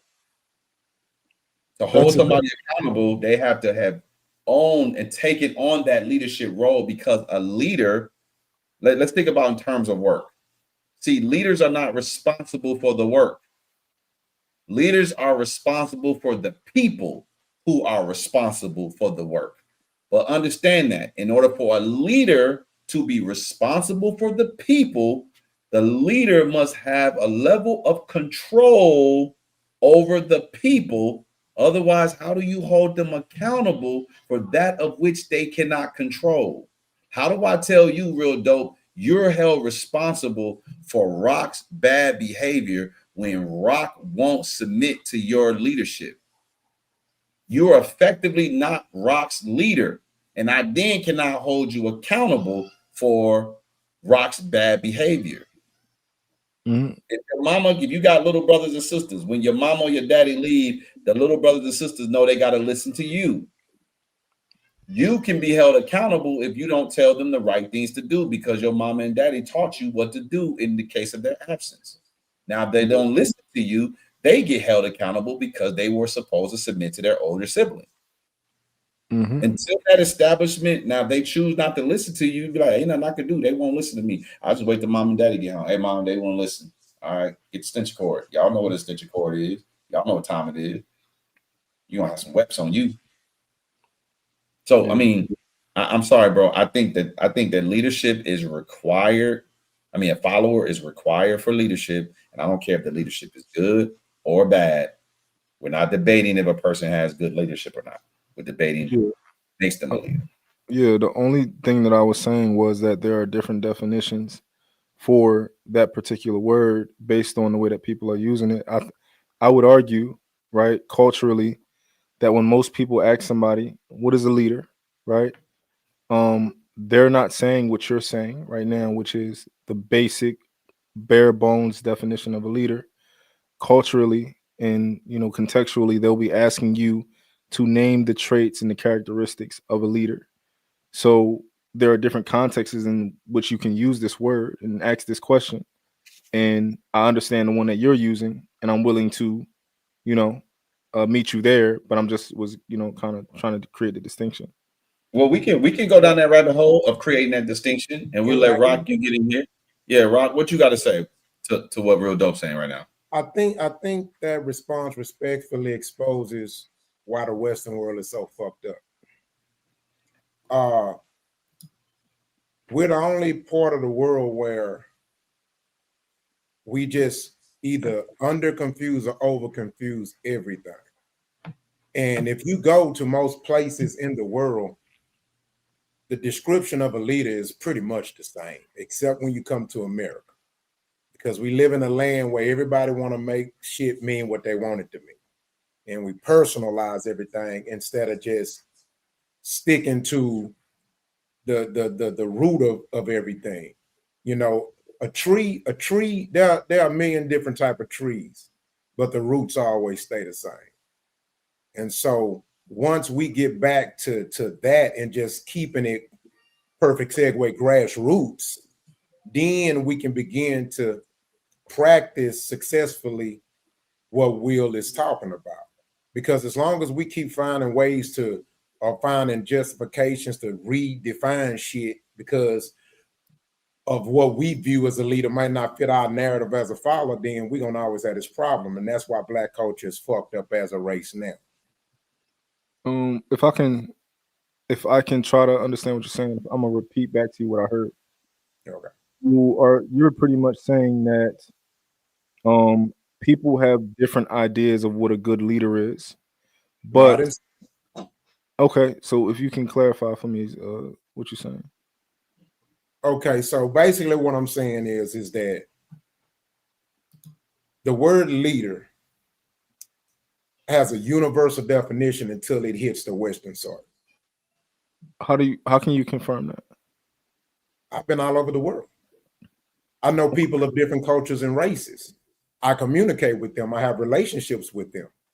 And when it comes to cultures and races and countries and nationalities outside of the Western world, is my grandpa used to tell me this. He used to say, life is simple, people complicate shit. And we complicate a lot of simple shit. Yeah. Can I ask you a question? We're sitting here having an in-depth conversation about what a leader is renowned to me. Can I ask you a question? How many languages do you speak? Huh?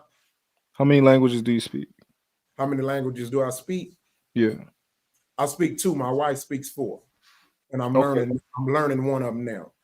What languages are you fluent in? English and Ebonics.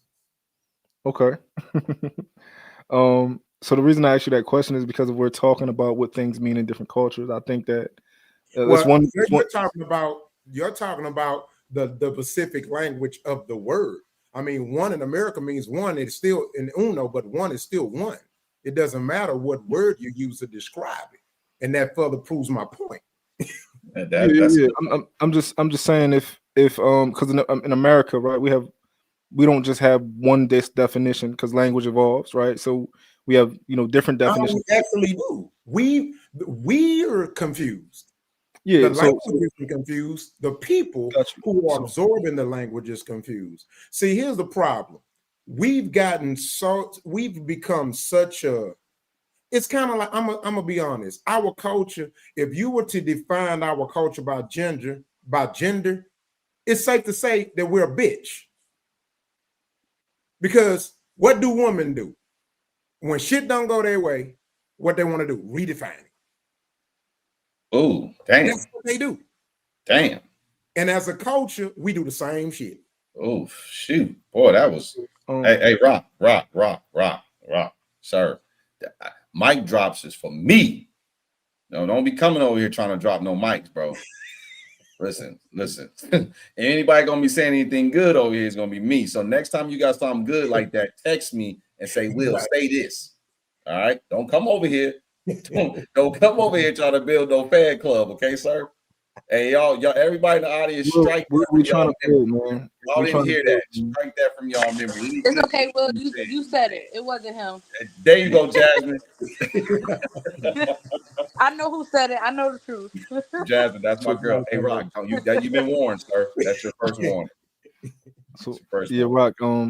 So the truth of the matter is, when it comes to language, when it comes to linguistics, at least in our language, you do have more than one definition for words, right? Because words evolve, culture evolves, and this is not. I'm not making this up. This is just simply objective truth, right? And I would, of course, you're telling me your anecdotal experience, knowing other cultures and stuff like that. No, it's personally not my experience. It's my knowledge. So got you. So what I'm saying is, in order to have this conversation with me, and for me to believe exactly what you're saying, which you don't have to, you're probably not invested in trying to get me to believe what you're saying. However, because I don't believe in anything anyway. Yeah. However, from my perspective, you would need to be speaking and giving me evidence would be like, yo, I speak other languages, so we're talking about words and things like that. That would be, that would give me reason to be like, you know what, maybe I'll take his word for it a little bit. But right now it's kind of, you're giving me anecdotal experience and anecdotal evidence of like, hey, I know this culture. I've traveled around the world. Experience. You gotta say the right words. Words matter. It's knowledge. I can give a fuck about experience. What makes it knowledge? Okay, gotta drop another bomb. My grandfather used to tell me, experience is not the best teacher. Don't let niggas fool you with that bullshit. Knowledge is the best teacher. If you and 3 of your homies go rob somebody and you end up getting shot in the head, how's that experience gonna teach you shit? You dead, nigga. Hey, Rock. But if you learn what not to do, then you won't even go with them in the first place. Rock, hold tight, Rock, because that's number 2. Gotta go. What? Oh my God! Hey, Rock, don't strike out on here, bro. That's the second time. Hey, listen. You are not going to build your YouTube channel on me, sir. Dropping all these jewels. Hey, y'all, that's my man Rock. He got a podcast called At My Mama's House. Y'all go check him out. They stream on Wednesdays at 8. No, is it 9 p.m.? Yeah, well, 8 Central. 8 Central. Okay, I'm Eastern start, so it's 9 p.m. for me. So they stream on Wednesdays on YouTube at 8 p.m. Central. It's called At My Mama's House podcast.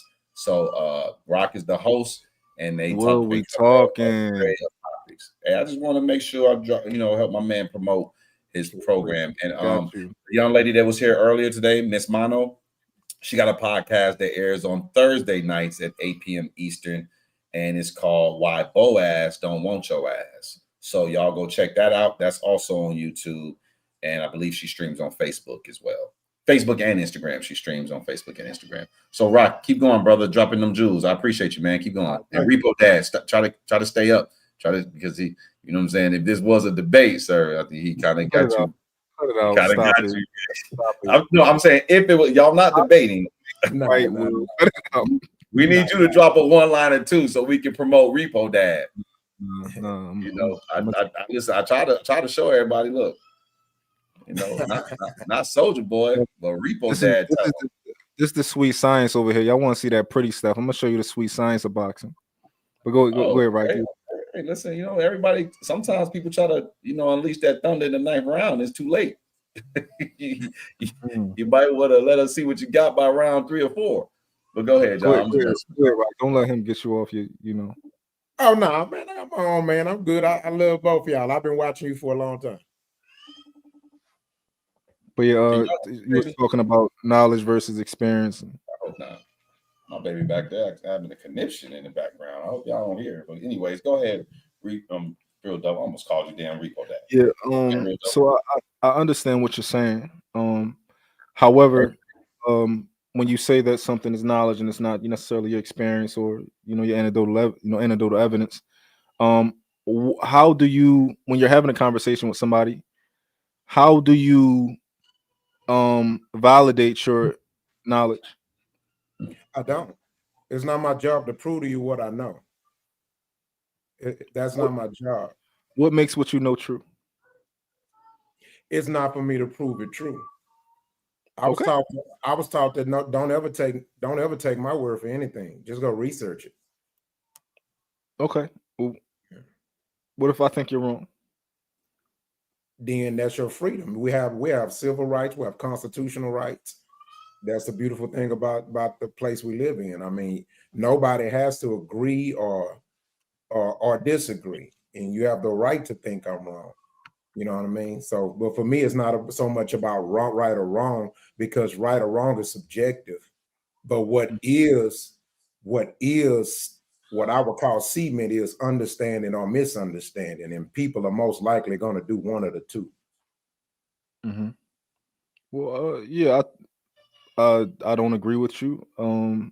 You consider yourself to have certain knowledges. I'm not going to say that your knowledge is wrong. However, the jury is out for me. So I mean, I don't know how you build necessarily with someone who has the perspective of, it is what it is. I said what I said. My knowledge is my knowledge. However, I respect, your stance on it. But I don't think that I think it's hard to build that way. Okay. Fair enough. It's Vinay, how you doing? Welcome. This is the men's segment right now. You came a little late when we had the women's segment. I'm sorry. No. You'll be able to chime in on it still.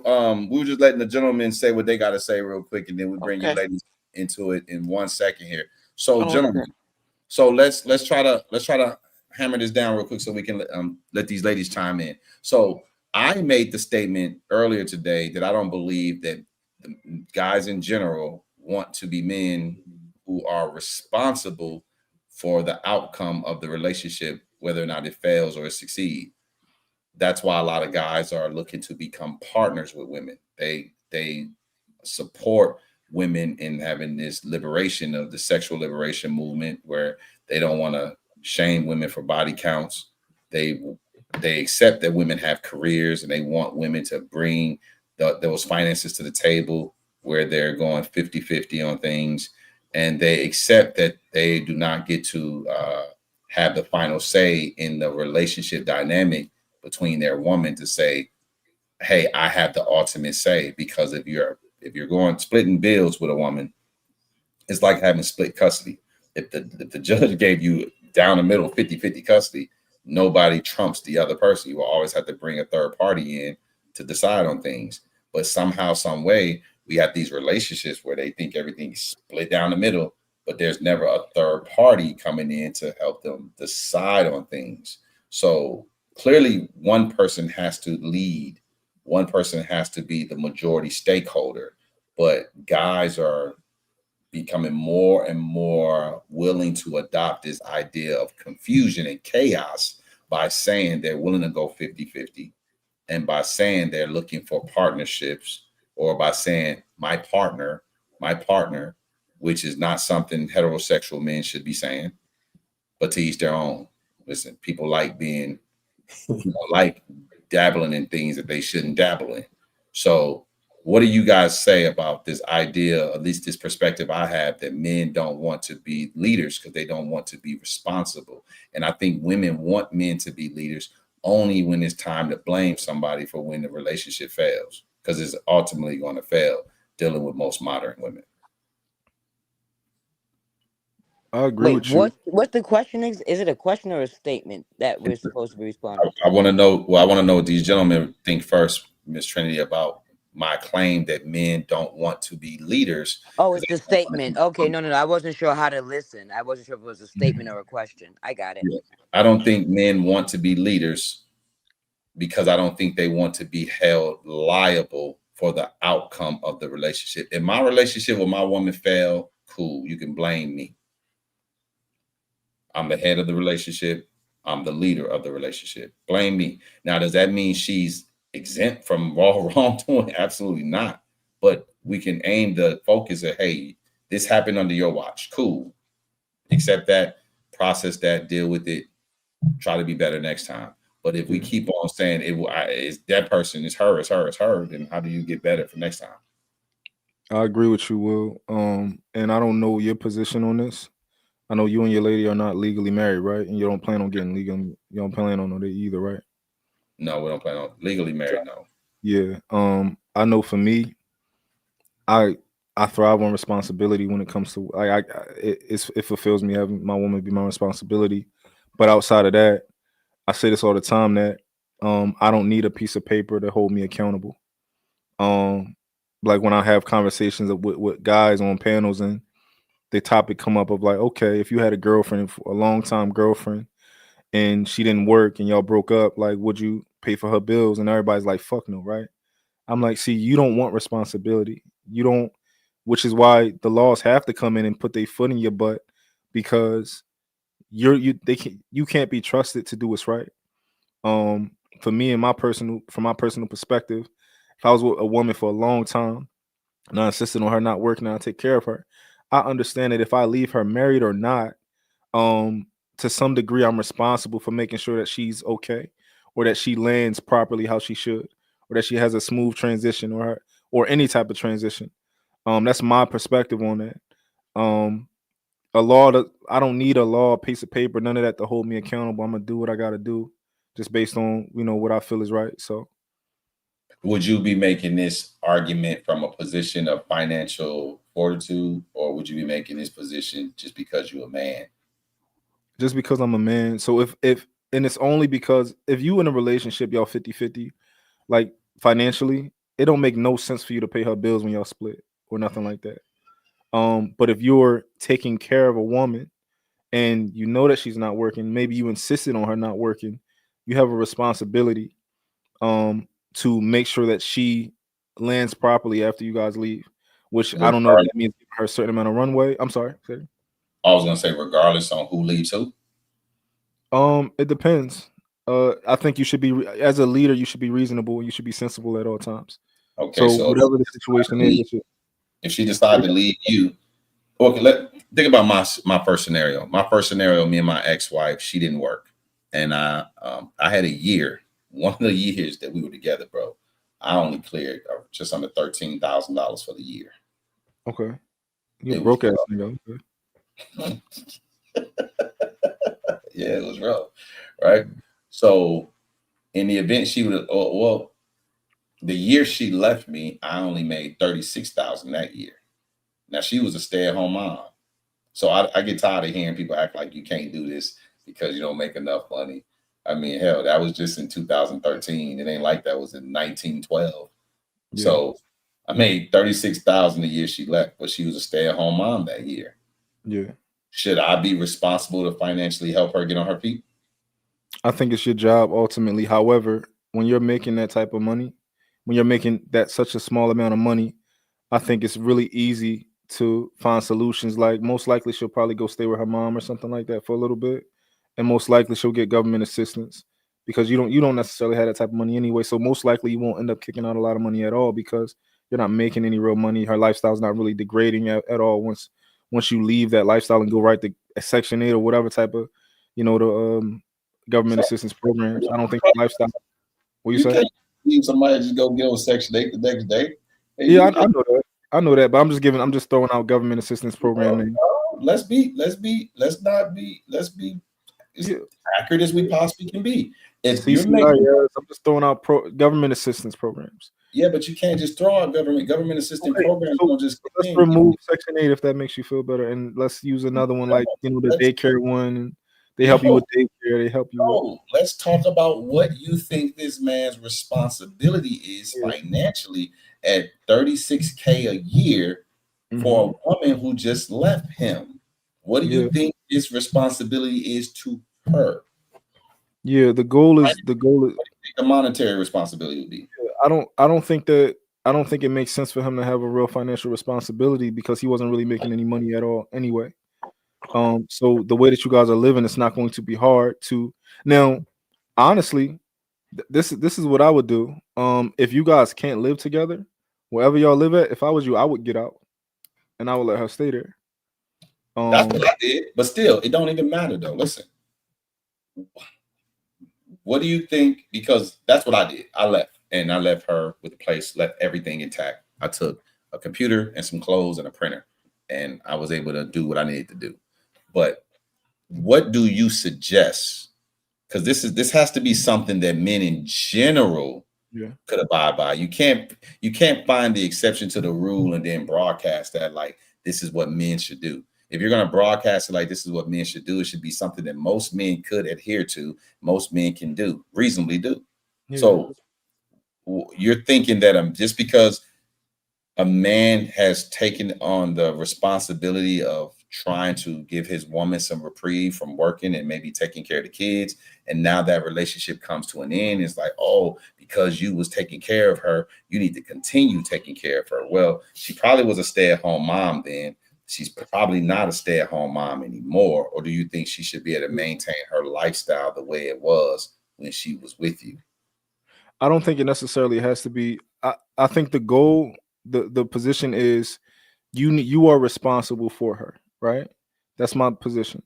So if you can come up with a plan that alleviates you spending any money, I don't care. As long as she's taken care of, as long as she's fine. But do you think a woman who's left a man is trying to adhere to the plan that he has for her life? If she doesn't adhere to what you're saying, you are absolved of all responsibility. But then you're going to be absolved of all responsibilities because women don't tend to leave you just to listen to you. She didn't listen to you while she was with you. Chances are she damn sure not going to listen to you when the relationship comes to an end. Perfect. If she don't listen to you, you have no responsibility. You are off the hook. But so then basically men are just off the hook. So the claim is pointless to make. If the women are not listening to you, you off the hook, bro. But so what's the point of the claim? Because I don't know a woman who's ever broke up with a guy and then start listening to him. For lack of better terms, my bitches. Talking to Mr. Moore Writer, sir. You know that if you find a woman who's listening to a man after she leaves him, now maybe if he leaves her, she might listen to him because she might think this is a way that she can get him back or whatever. She might have some ulterior motives there. But for her to leave him and then submit to what his plan and his, bro, I almost got my ex-wife to do that. She was listening to some of the things I was doing, and I'm a persuasive dude. And bro, it was hard as hell. And I was like, she was in a bad spot financially. I ain't really had much, but I was able to get her to acquiesce to some of my requests, and it was working for us. And then, you know, sometimes me in my mouth, I said something that kind of rubbed her the wrong way, and it kind of broke down. But I don't see this being something that the norm, bro. And I think you get up here, and this is why I be telling you, you put that little cape on sometimes. The problem with your cape, it's like a Swiss cheesecake. You got all these little circles in it that allow air to go through it. So it's hard for you to take off. Like you be running real fast and you jump and you come right back down just as fast as you jump. So you're going to have to get some different attire. You know what I'm saying? Maybe you switch from the flying to web like Spider-Man or something. You a little too tall to be doing that. We don't want to see no big nigga clinging to windows and trees inside of buildings. You know what I'm saying? So maybe you can be Repo Dad. Maybe you can get like a big R on your chest. You can have some rims like dangling. You know how the people get married and they have the little cans dangling at the back of the car? You can have some little rims dangling, like just some 10-inch rims so they ain't too heavy. And you can run through the city making noise. Repo Dad's here. You know? Because I don't know what the hell you're talking about. I don't know where this claim is. You thinking that women are going to listen to a man after she leaves him. Sir, please help. Bring that full circle. Help me make some sense of that. You muted, Repo. You muted real dope. You're going to have to drop and come back, bro. You muted.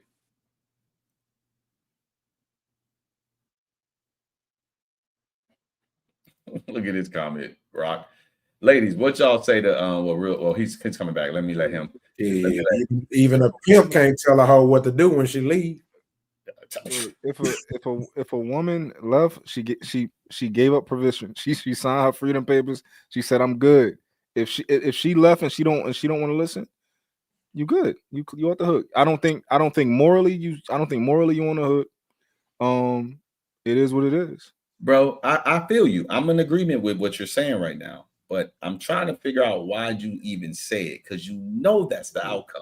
So this but maybe I wasn't really thinking about it because I've never been left by a woman ever in my life. Oh, see, you're opposite. See, this is what I'll be telling you and saying, what y'all be doing. Y'all will speak on something that y'all don't know what the fuck y'all talking about.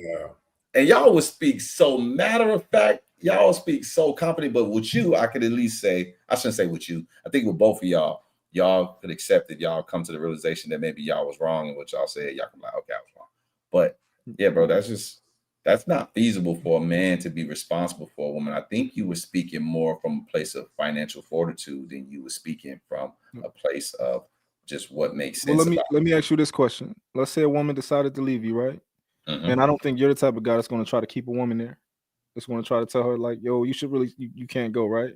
I don't think you're that type of guy. I think if your woman wanted to leave you, you just want to be like, all right, well, how do we make sense out of this? What's next? What's the next steps, right? If she was willing, if she expressed to you that like, yo, she wanted to, for whatever reason, she didn't want to be in that relationship anymore, and she was willing to still listen to you, not give anybody, like not touch any other man, not date, not do none of that. She just wanted to get her life together so that she can live on her own and all that type of stuff. Do you feel like in that situation where she's still going to obey you, that she is still deserving of that provision until she, for a reasonable amount of time for her to get on her feet? No. Okay. So here's what I think. I'm okay with her being with another man. and not being serious with him and still listening to me. I will help.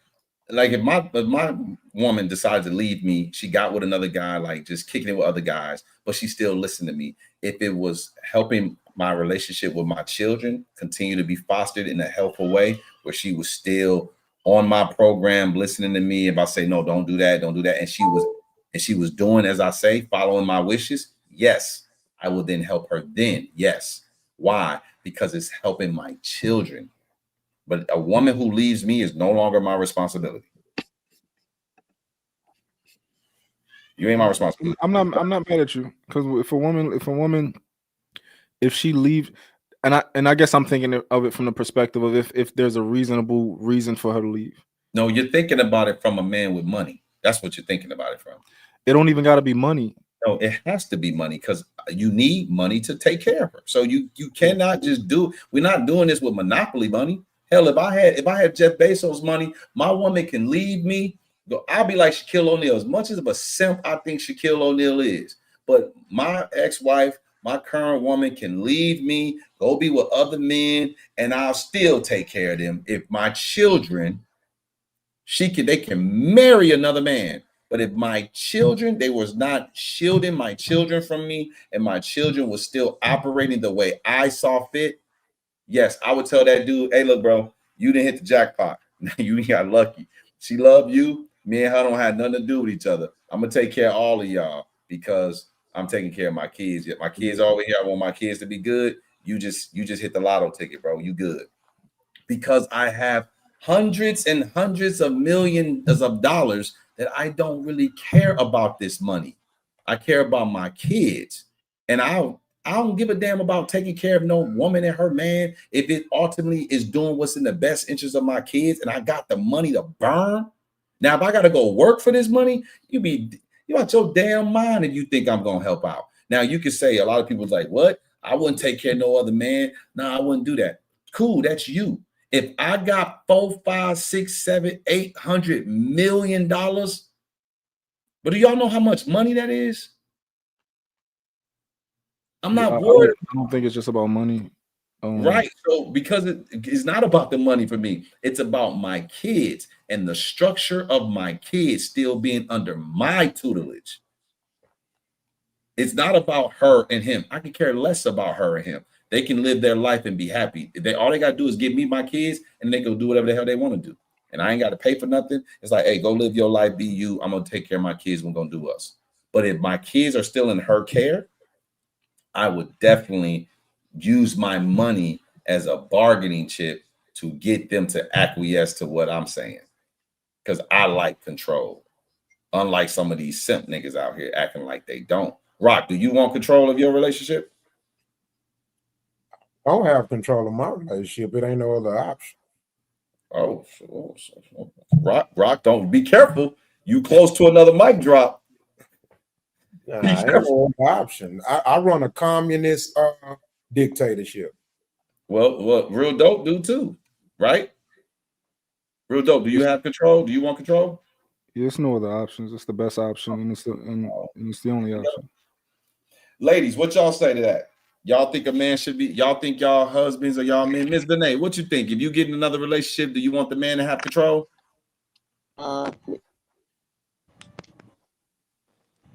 Yes. What you say, Jazz and Trinity? That's the way it is already. No. Say no. Yeah.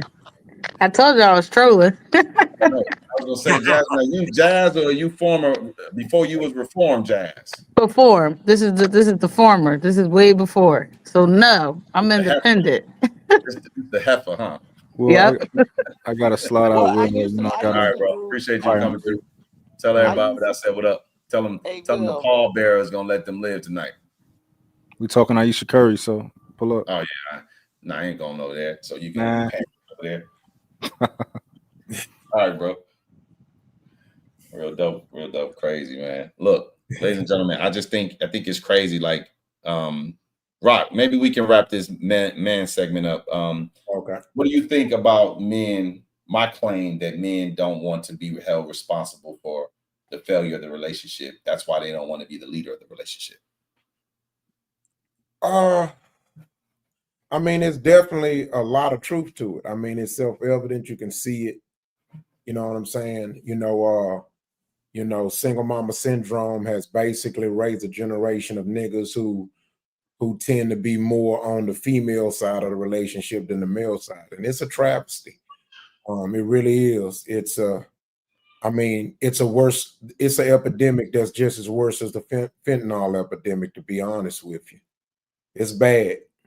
Yeah, I think it's actually worse than the fentanyl epidemic because this is something that, just because person A is on fentanyl don't mean their offsprings will be on fentanyl. But when you are this way, you breed offsprings who think like this. So it becomes I think that's an epidemic. I think this is a genocide. I agree, bro. I totally agree. And so it's disheartening, it's embarrassing because we naturally look at guys and the first thought is, I remember when me and my ex split up and I was trying to figure out how am I going to enter into the dating world when I have kids. I don't want to, now I'm a statistic. I don't want to be telling people, y'all have kids and oh yeah, but they don't really live with me full time. Trying to finagle and convince a woman that I'm still a good guy just because my kids aren't with me all the time, right? And I was like, I didn't realize that's women don't even care about that. Women don't even care. Yeah, deadbeat. They don't care. Bro, women can care less that you don't take care of your kids or if you see your kids.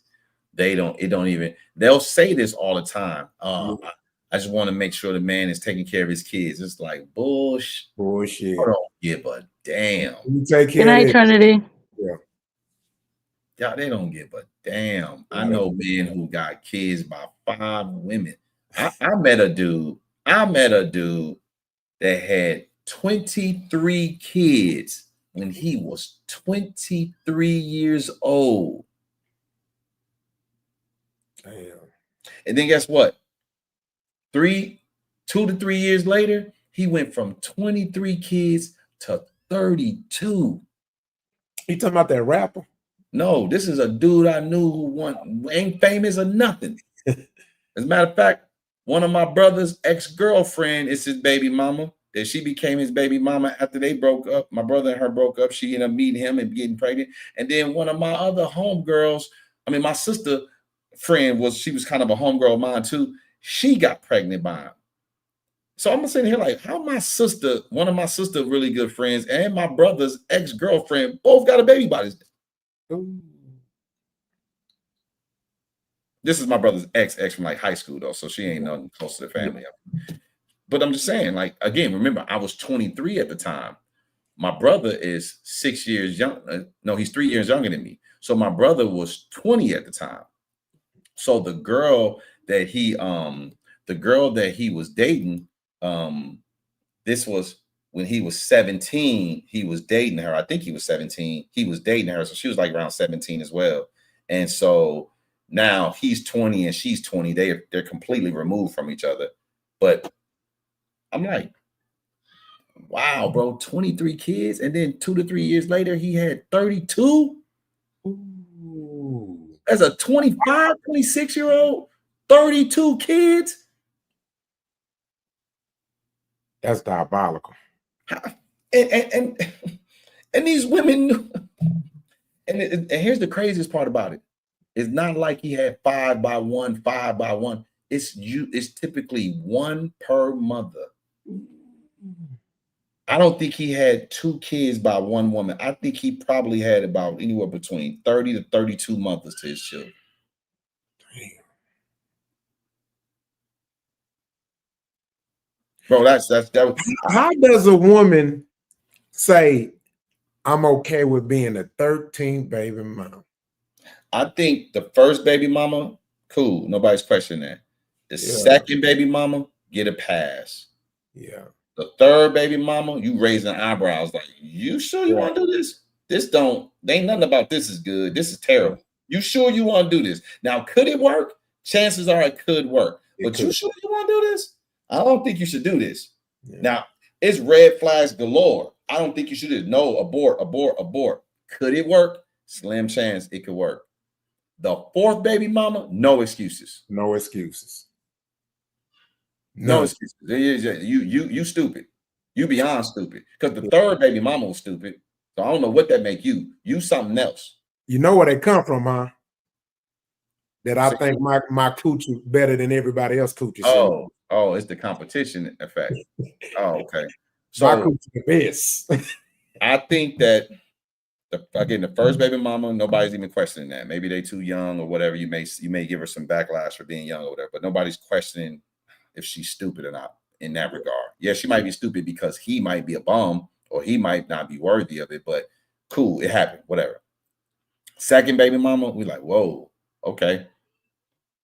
Third baby mama, I told you, red flags, eyebrow raised, caution, abort. She proceed with it. Maybe it could work. It don't work out. This nigga is radioactive toxicity at this point. Any woman that come his way, you stupid. If me and my woman was to split up because I have kids by my ex-wife and we have kids together, if the next woman was to come into my life, she better really look at me like, okay, what am I doing with this dude?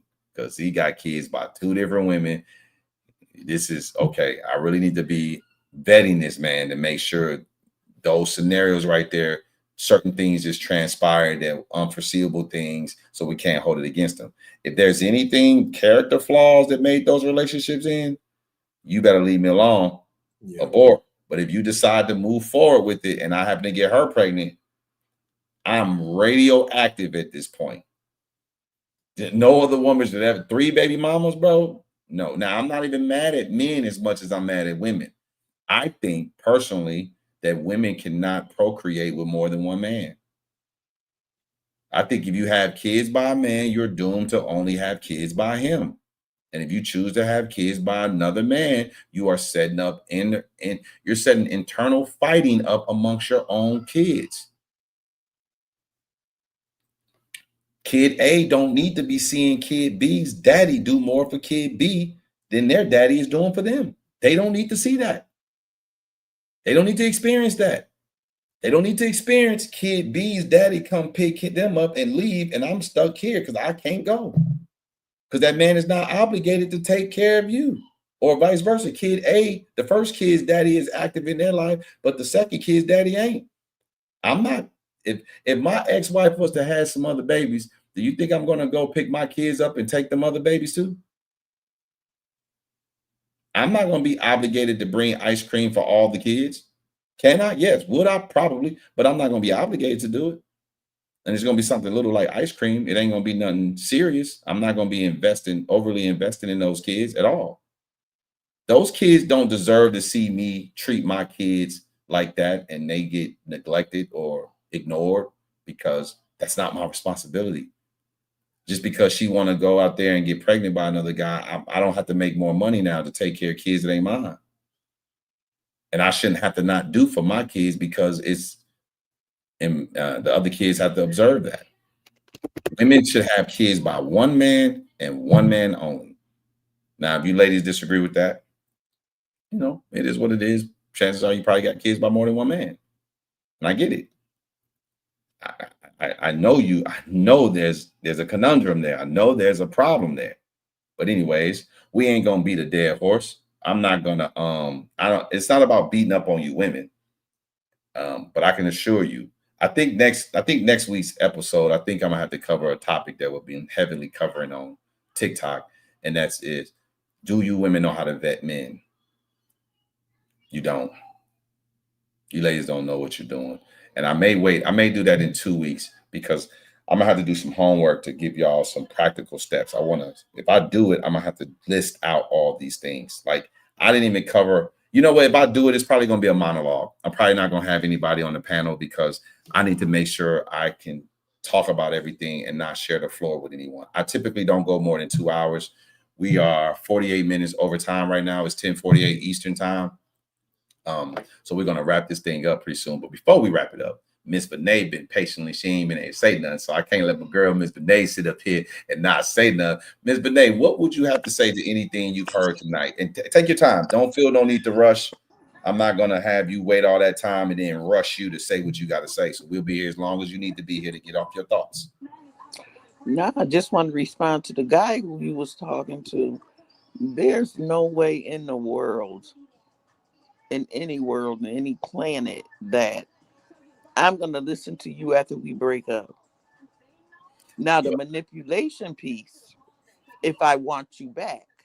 Right. That's what I thought. I'm going to listen as long as I have to for you to get back in the house. Right. Well, That's it. He kind of realized with Ms. Benet, because he realized he was talking to Mr. Moore Writer, and he had to say, "Oh, I should have said that." And then Yeah. I'm about to kick this nigga off my panel right here.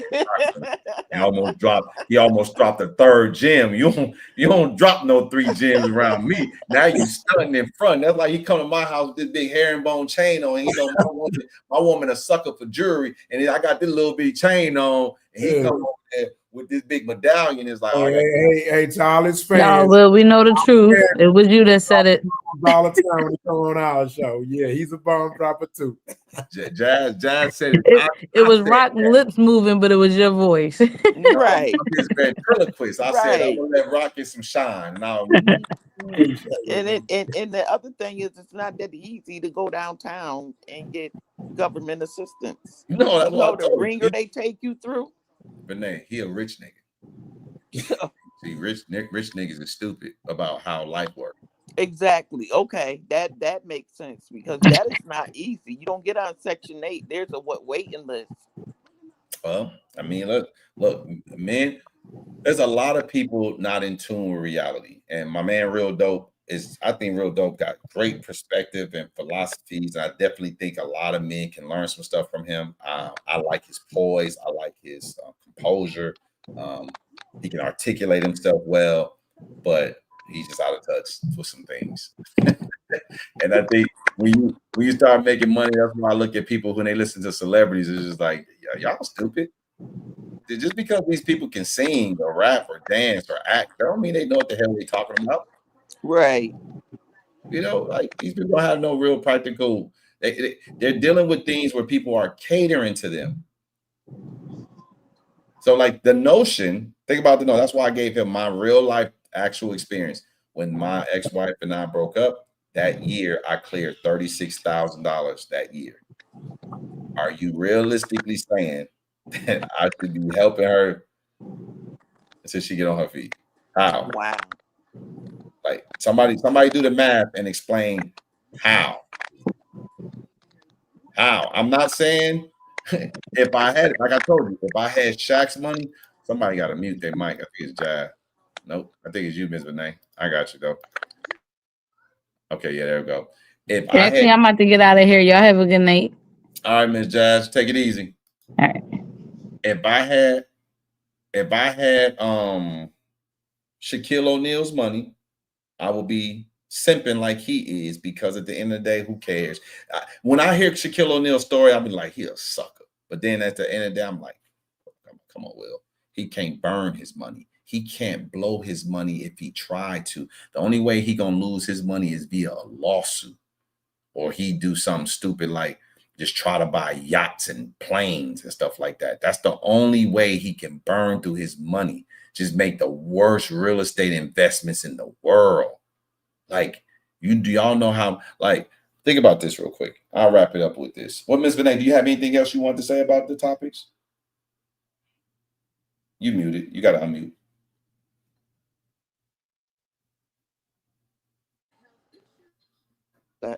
I'm good. Okay. Well, we're going to be rocking out on TikTok, though. TikTok, and found a new home over there on TikTok. Okay. All right.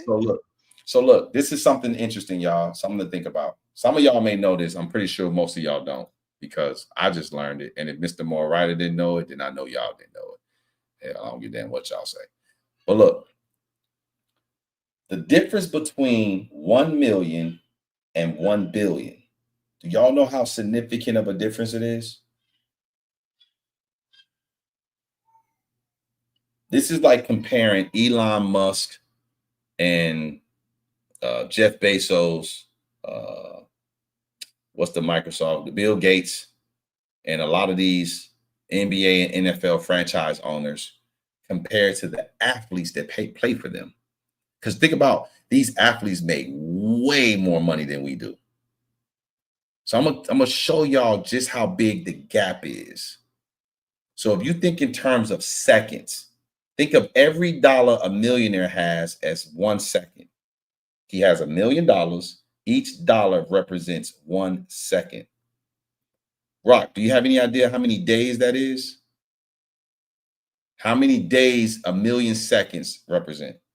You're muted. You're muted. I was shitty in math, but damn it, I know enough to know that's a lot. Well, sir, it's 11 days. So you have 11 days worth of time if you had to pay $1 per second. You have 11 days worth of time. That's really not that much when you think about it that way, right? If you had to purchase time to live and every day, every second cost $1, Rock, you can live for around 11 days, 11.4, 11.6, something like that. Now, Rock, if you had $1 billion and every second cost a penny, I mean, every second cost $1, how much time do you think you had, Rock? Oh no, I was shitty in math. Can folk hit me? Hit me. I want to know. The consistency of the response. Rock, you will have over 31 years of time. Wow. That's deep. 11 days is $1 million of every second. If every second was $1, you would have 11 days worth of time if you have $1 million. God damn. But if you have $1 billion, you have 31 years worth of time. You can't even compare a millionaire to a billionaire. Yeah. Dang. You can't even compare a millionaire to a billionaire, bro. Yeah. That's it. You wouldn't even think the gap was that wide, would you? Nah, that's a hell of a perspective, boy. That's deep. That's mind-blowing. A billionaire can spend $1 every second, and it'll take them 31 years to go broke. Yeah, that's definitely that's a viral clip right there. That statement. Yeah, damn. I learned it from a viral clip. Right. And I would have did the math. You know what I'm saying? I was like, I gotta see if this is true. So yeah. let me humor you before we get up out of here. Yeah. Before we get up out of here. Flip yours then, goddamn. Get some of the views. Now you see what I said. That's a goddamn clip right there, boy. I don't know if I could they don't let me do it. Oh yeah, okay. Here we go. Here we go. You see that calculator? All right, there we go. Yeah.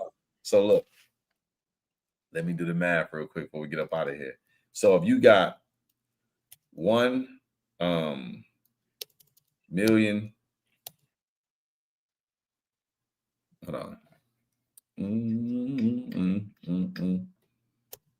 So there we go. We got 1 million right there. Now,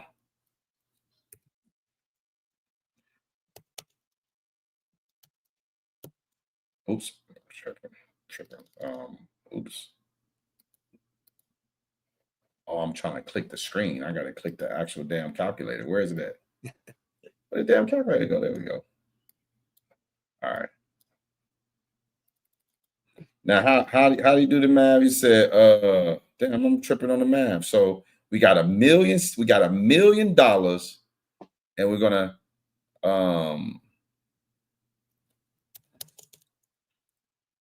I got put myself on the damn spot. I forgot how to do the damn math on it. Do we want to divide it by a penny, or do we want to multiply it by a penny? No. How the hell did he do this math? I think you multiply. You got $1 million. You got to turn each dollar into a. Oh, there we go. Damn it, I'm tripping. We got to go 60 seconds. We got to go 60 seconds times 24 hours. There we go. There's 100.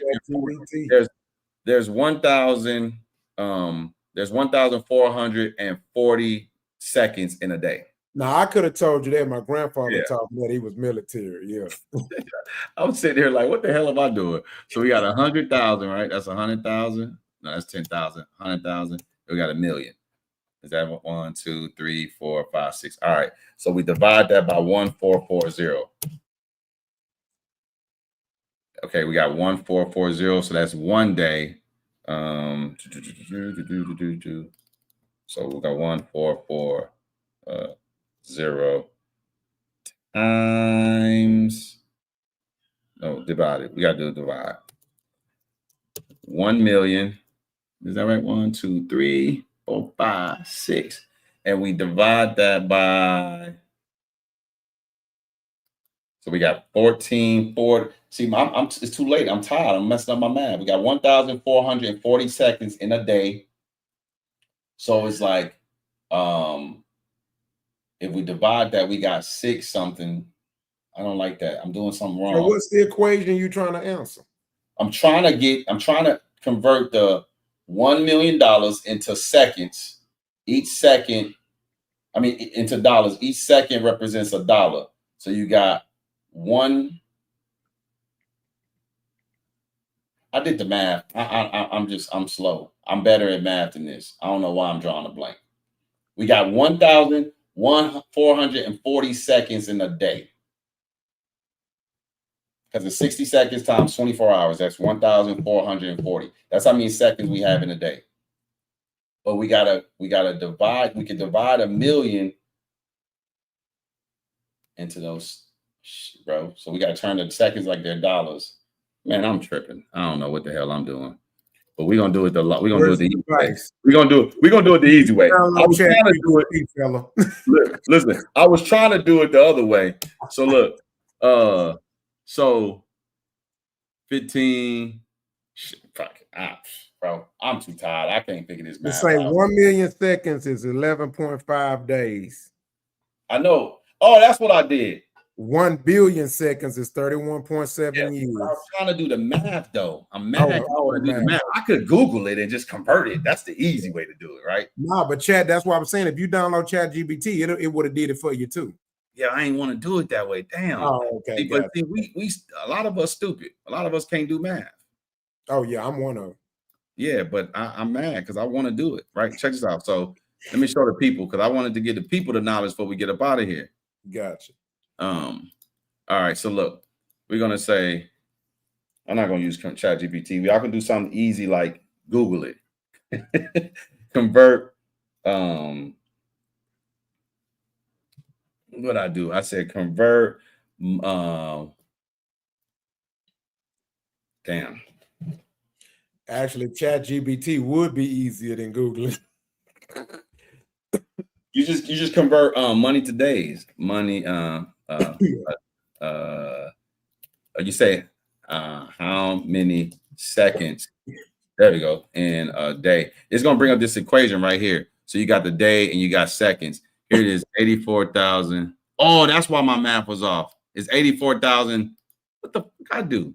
I said 60 seconds is in a minute. Oh, my dumb ass. You know what I messed up, bro? I said 60 seconds is in a minute, and I said it's 24. I said it's 24 minutes in a day because I was doing hours. I jumped. That's what threw me off. I said, man, I'm tripping, bro.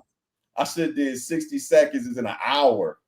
And then multiply that. So 60 seconds times 60. Take that number, multiply that by 24. I'm tripping, bro. I knew I was over here slow. And I'll be damned if I be slow on the internet and can't prove I know how to do math. So watch this. Here we go. Oh.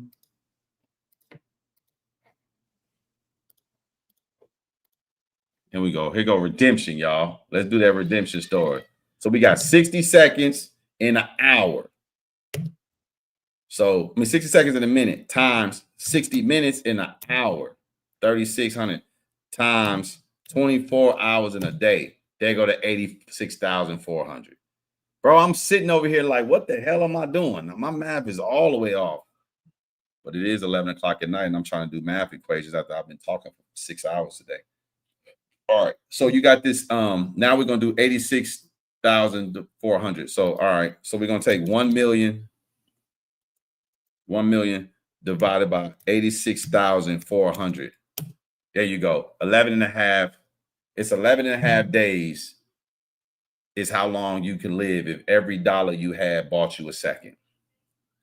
You do that same math. We got that 86,400. So we take 1 billion. I don't know if this calculator can do 1 billion. I got to do the scientific one. All right. So we got 1, 2, 3. That's 10,000. Most people don't even know how to count to a billion with a calculator. So let me help the people out in the back. So we got $1, we got 10, then 100, then 1,000, then 10,000, then 100,000, then 1,000,000, then 10 million, then 100 million, then a billion. We're going to divide that by that same 86,400. Look at that. That's 11,574 days. We're going to divide that by 365 days. That's 31 years, 31.7 years. Yep. Crazy, bro. Anyways, we did that little thing because I had to do redemption. I couldn't be looking stupid on the internet like I can't do math. Yeah. Nah, I didn't give a damn. I would have been here all night to redeem myself. Tired as hell. Just digging that hole deeper. And you better than me. I let it be known. I'm shitty in math. I was good in everything else. I could do math better than that, but yeah, your boy tired. I ain't blaming it on fatigue, but shit, fatigue creeps in at times and you make yourself look like a dumbass. But anyways, ladies and gentlemen, I appreciate y'all for rocking with your boy. Rock late entry, but hey, drop some jewels, bro. I'm gonna go ahead. I'm gonna go rewind and replay that clip, and I'm gonna steal what you're saying. I'm gonna coin it as mine. Courtesy of Rock and his granddaddy. I'm gonna say courtesy of Rock and his granddaddy. You know what I'm saying? So now I give credit to the sources always. Ms. Benet, it's a pleasure to always have you around. I'm proud to see the growth that you're doing, Ms. Benet. You out here showing these women up, Ms. Benet. And Ms. Kanai, I think you should probably find a rock to hide in and disappear, because it's gonna come a time where we're gonna have to get you some protective custody. We're gonna have to make sure that we have you armed security everywhere you go, because these hyenas hate when you show up and you start dropping your knowledge. Every time she in these TikTok rooms, bro, you should just hear it. The women they cannot stomach what she be saying. I don't know why. They just don't want to be better. But hey, we here to make each other better, right? Ms. Kanai, I appreciate all you do. You've been helping me figure out this TikTok space, and I really show my appreciation. Thank you very much. I want to send you your flowers. But anybody got any parting words? Oh man, I appreciate you for having me as always. And you're always welcome to come on a Wednesday show, baby. Drop some jewels on my stuff. So for sure. Ms. Kanai, Ms. Benet, anything y'all want to say before we part ways? All right. Well, we're gonna do this how we do this. Listen, for those of you out there that's getting the results that you want, keep doing your thing. I'm rooting for you. I got your back. But for those of you out there that's losing, do us all a favor. Keep losing. And we out of here. Y'all have yourselves a good night. Gonna play our outro song and we out. One time. Yeah. 3 times.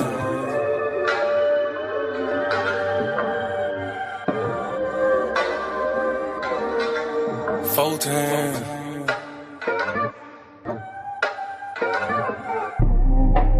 Doing gang things, living super clean. That done came up. Can't control us. 1 time for the men doing cane thing. Dead fresh to the T, living super clean. 3 times for my folk that done came up. 4 times cause the man can't control us. 1 time for the men doing cane thing. Dead fresh to the T, living super clean. 3 times for my folk that done came up. 4 times cause the man can't control us. Look at you done came up now. Get it how you live, miss the game up now. Ain't messing with yoga, but get the flame up. Hey, used to be Toby, but got your name back now. I see ya, paid under pressure. 25 lighters, got them all on the trestle. If it ain't for you, ain't for you then. If you a lame or a sucker, wanna dress you then. Grown up now, bump the childish ways. Got a wife and a bunch of kids to raise. Punch a clock side, hustle or a business you endure to ensure that all the bills is paid. Slow clap for your homeboy, could've turned out like a homeboy. Been on the same block, cooking up the same rock on the cell block lot with your homeboy. But no, you had vision, you had gold. Brand new, you on the old time rotate. take care of home. Where you bust your low, black men don't cheat, screaming bomb these hoes. Real men talk, real king ways. Still in captivity, but minds ain't slave. Got a little wisdom, boy, you PD grade. Giving out the knowledge on the stoop these days. One time for the men doing cane thing. Dead fresh to the T, living super clean. 3 times for my foe that it came up. 4 times cause the man can't control up. 1 time for the men doing cane thing. Dead fresh to the T, living super clean. 3 times for my foe that it came up. 4 times cause the man can't control up. 1 time for the folk that it moved up. Even if you had a slow start screwed up. Used to gang bang, now homie brewed up. Had a little plan, I had them blew up. Look at you like a man right now. Dressed to the T, smelling like a grand right now. And you ain't got nothing from a handout now. Just faith and hard work gets it planned out now. You could've took a bunch of dusty rolls. The hand dealt with a bunch of cards to fold. You stay hot while the world is freezing cold. The same plot, but the story's never old. Slow clap for your kinfolk. Could've been asking what your info. Prosecutor could be trying to do you in for the 2020 twins, so you passing out the info. But no, you had purpose, you had plans. I ain't throwing nothing on Mercedes bands. Won't impress y'all, don't need no fans. That ain't my God, who is that man? This real men talk, real king ways. Still in captivity, but minds ain't slave. Got a little wisdom, boy, you peak these grades. Giving out the knowledge on the stoop these days. 1 time for the men doing cane thing. Dead fresh to the T, living super clean. 3 times for my foe that it came up. 4 times cause the man can't control up. 1 time for the men doing cane thing. Dead fresh to the T, living super clean. 3 times for my foe that it came up. 4 times cause the man can't control up. Yeah, real man. Sheesh. Yeah, doing cane things. Living super clean. That it came up.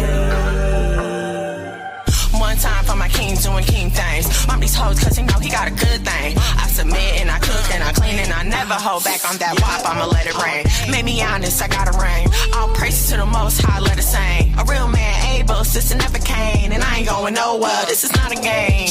Look at you, girl, you lonely right now. Settling for bums instead of men the most high. He provide and protect so he get our respect. And he leading us aboard when them chariots fly. I don't really think you hear me though. You can't cross this bridge on some billy goats. Let them save you in the end like a Seminole. BS help me, shout let the silly go. 1 time for the men doing cane thing. Dead fresh to the T, living super clean. 3 times for my foe that it came up. 4 times cause the man can't control up. 1 time for the men doing cane thing. Dead fresh to the T, living super clean. 3 times for my foe that it came up. 4 times cause the man can't control up.